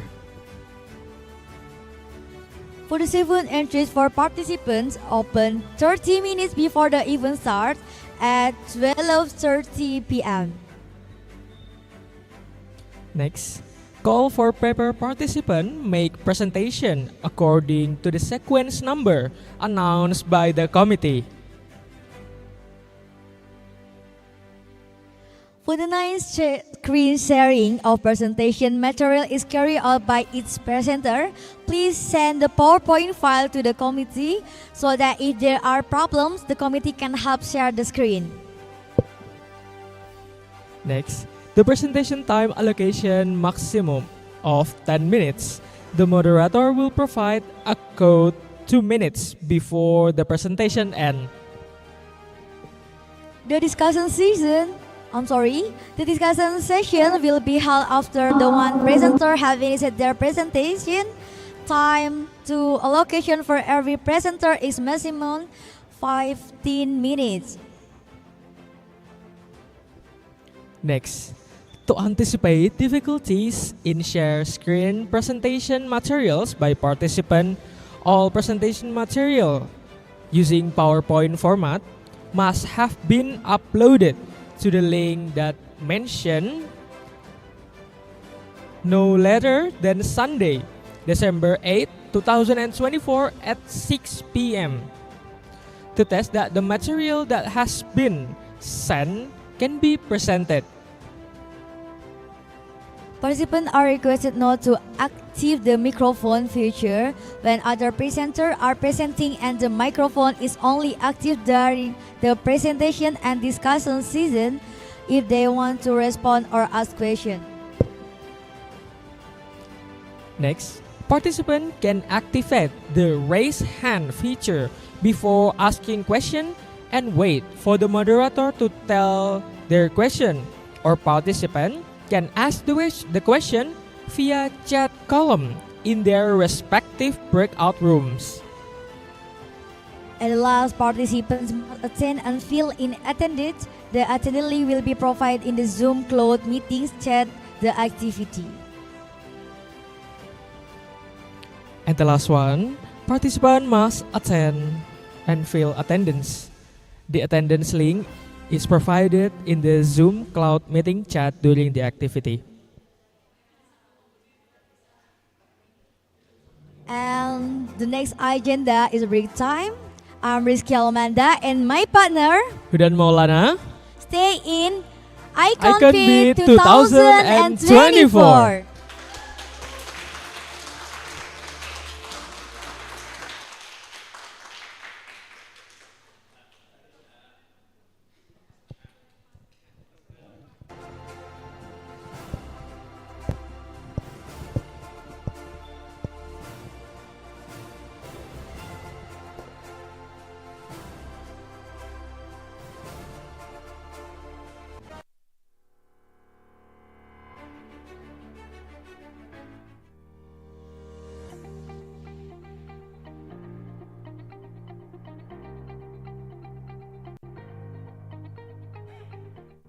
Consortium Techno Consult Indonesia Merupakan konsultan telekomunikasi dan infrastruktur terdepan serta terpercaya, kami berkomitmen untuk memberikan pelayanan yang prima dengan kualitas dan efisiensi tinggi. Kami telah melayani pembangunan infrastruktur yang tersebar di 17 lokasi seluruh Indonesia. Salah satu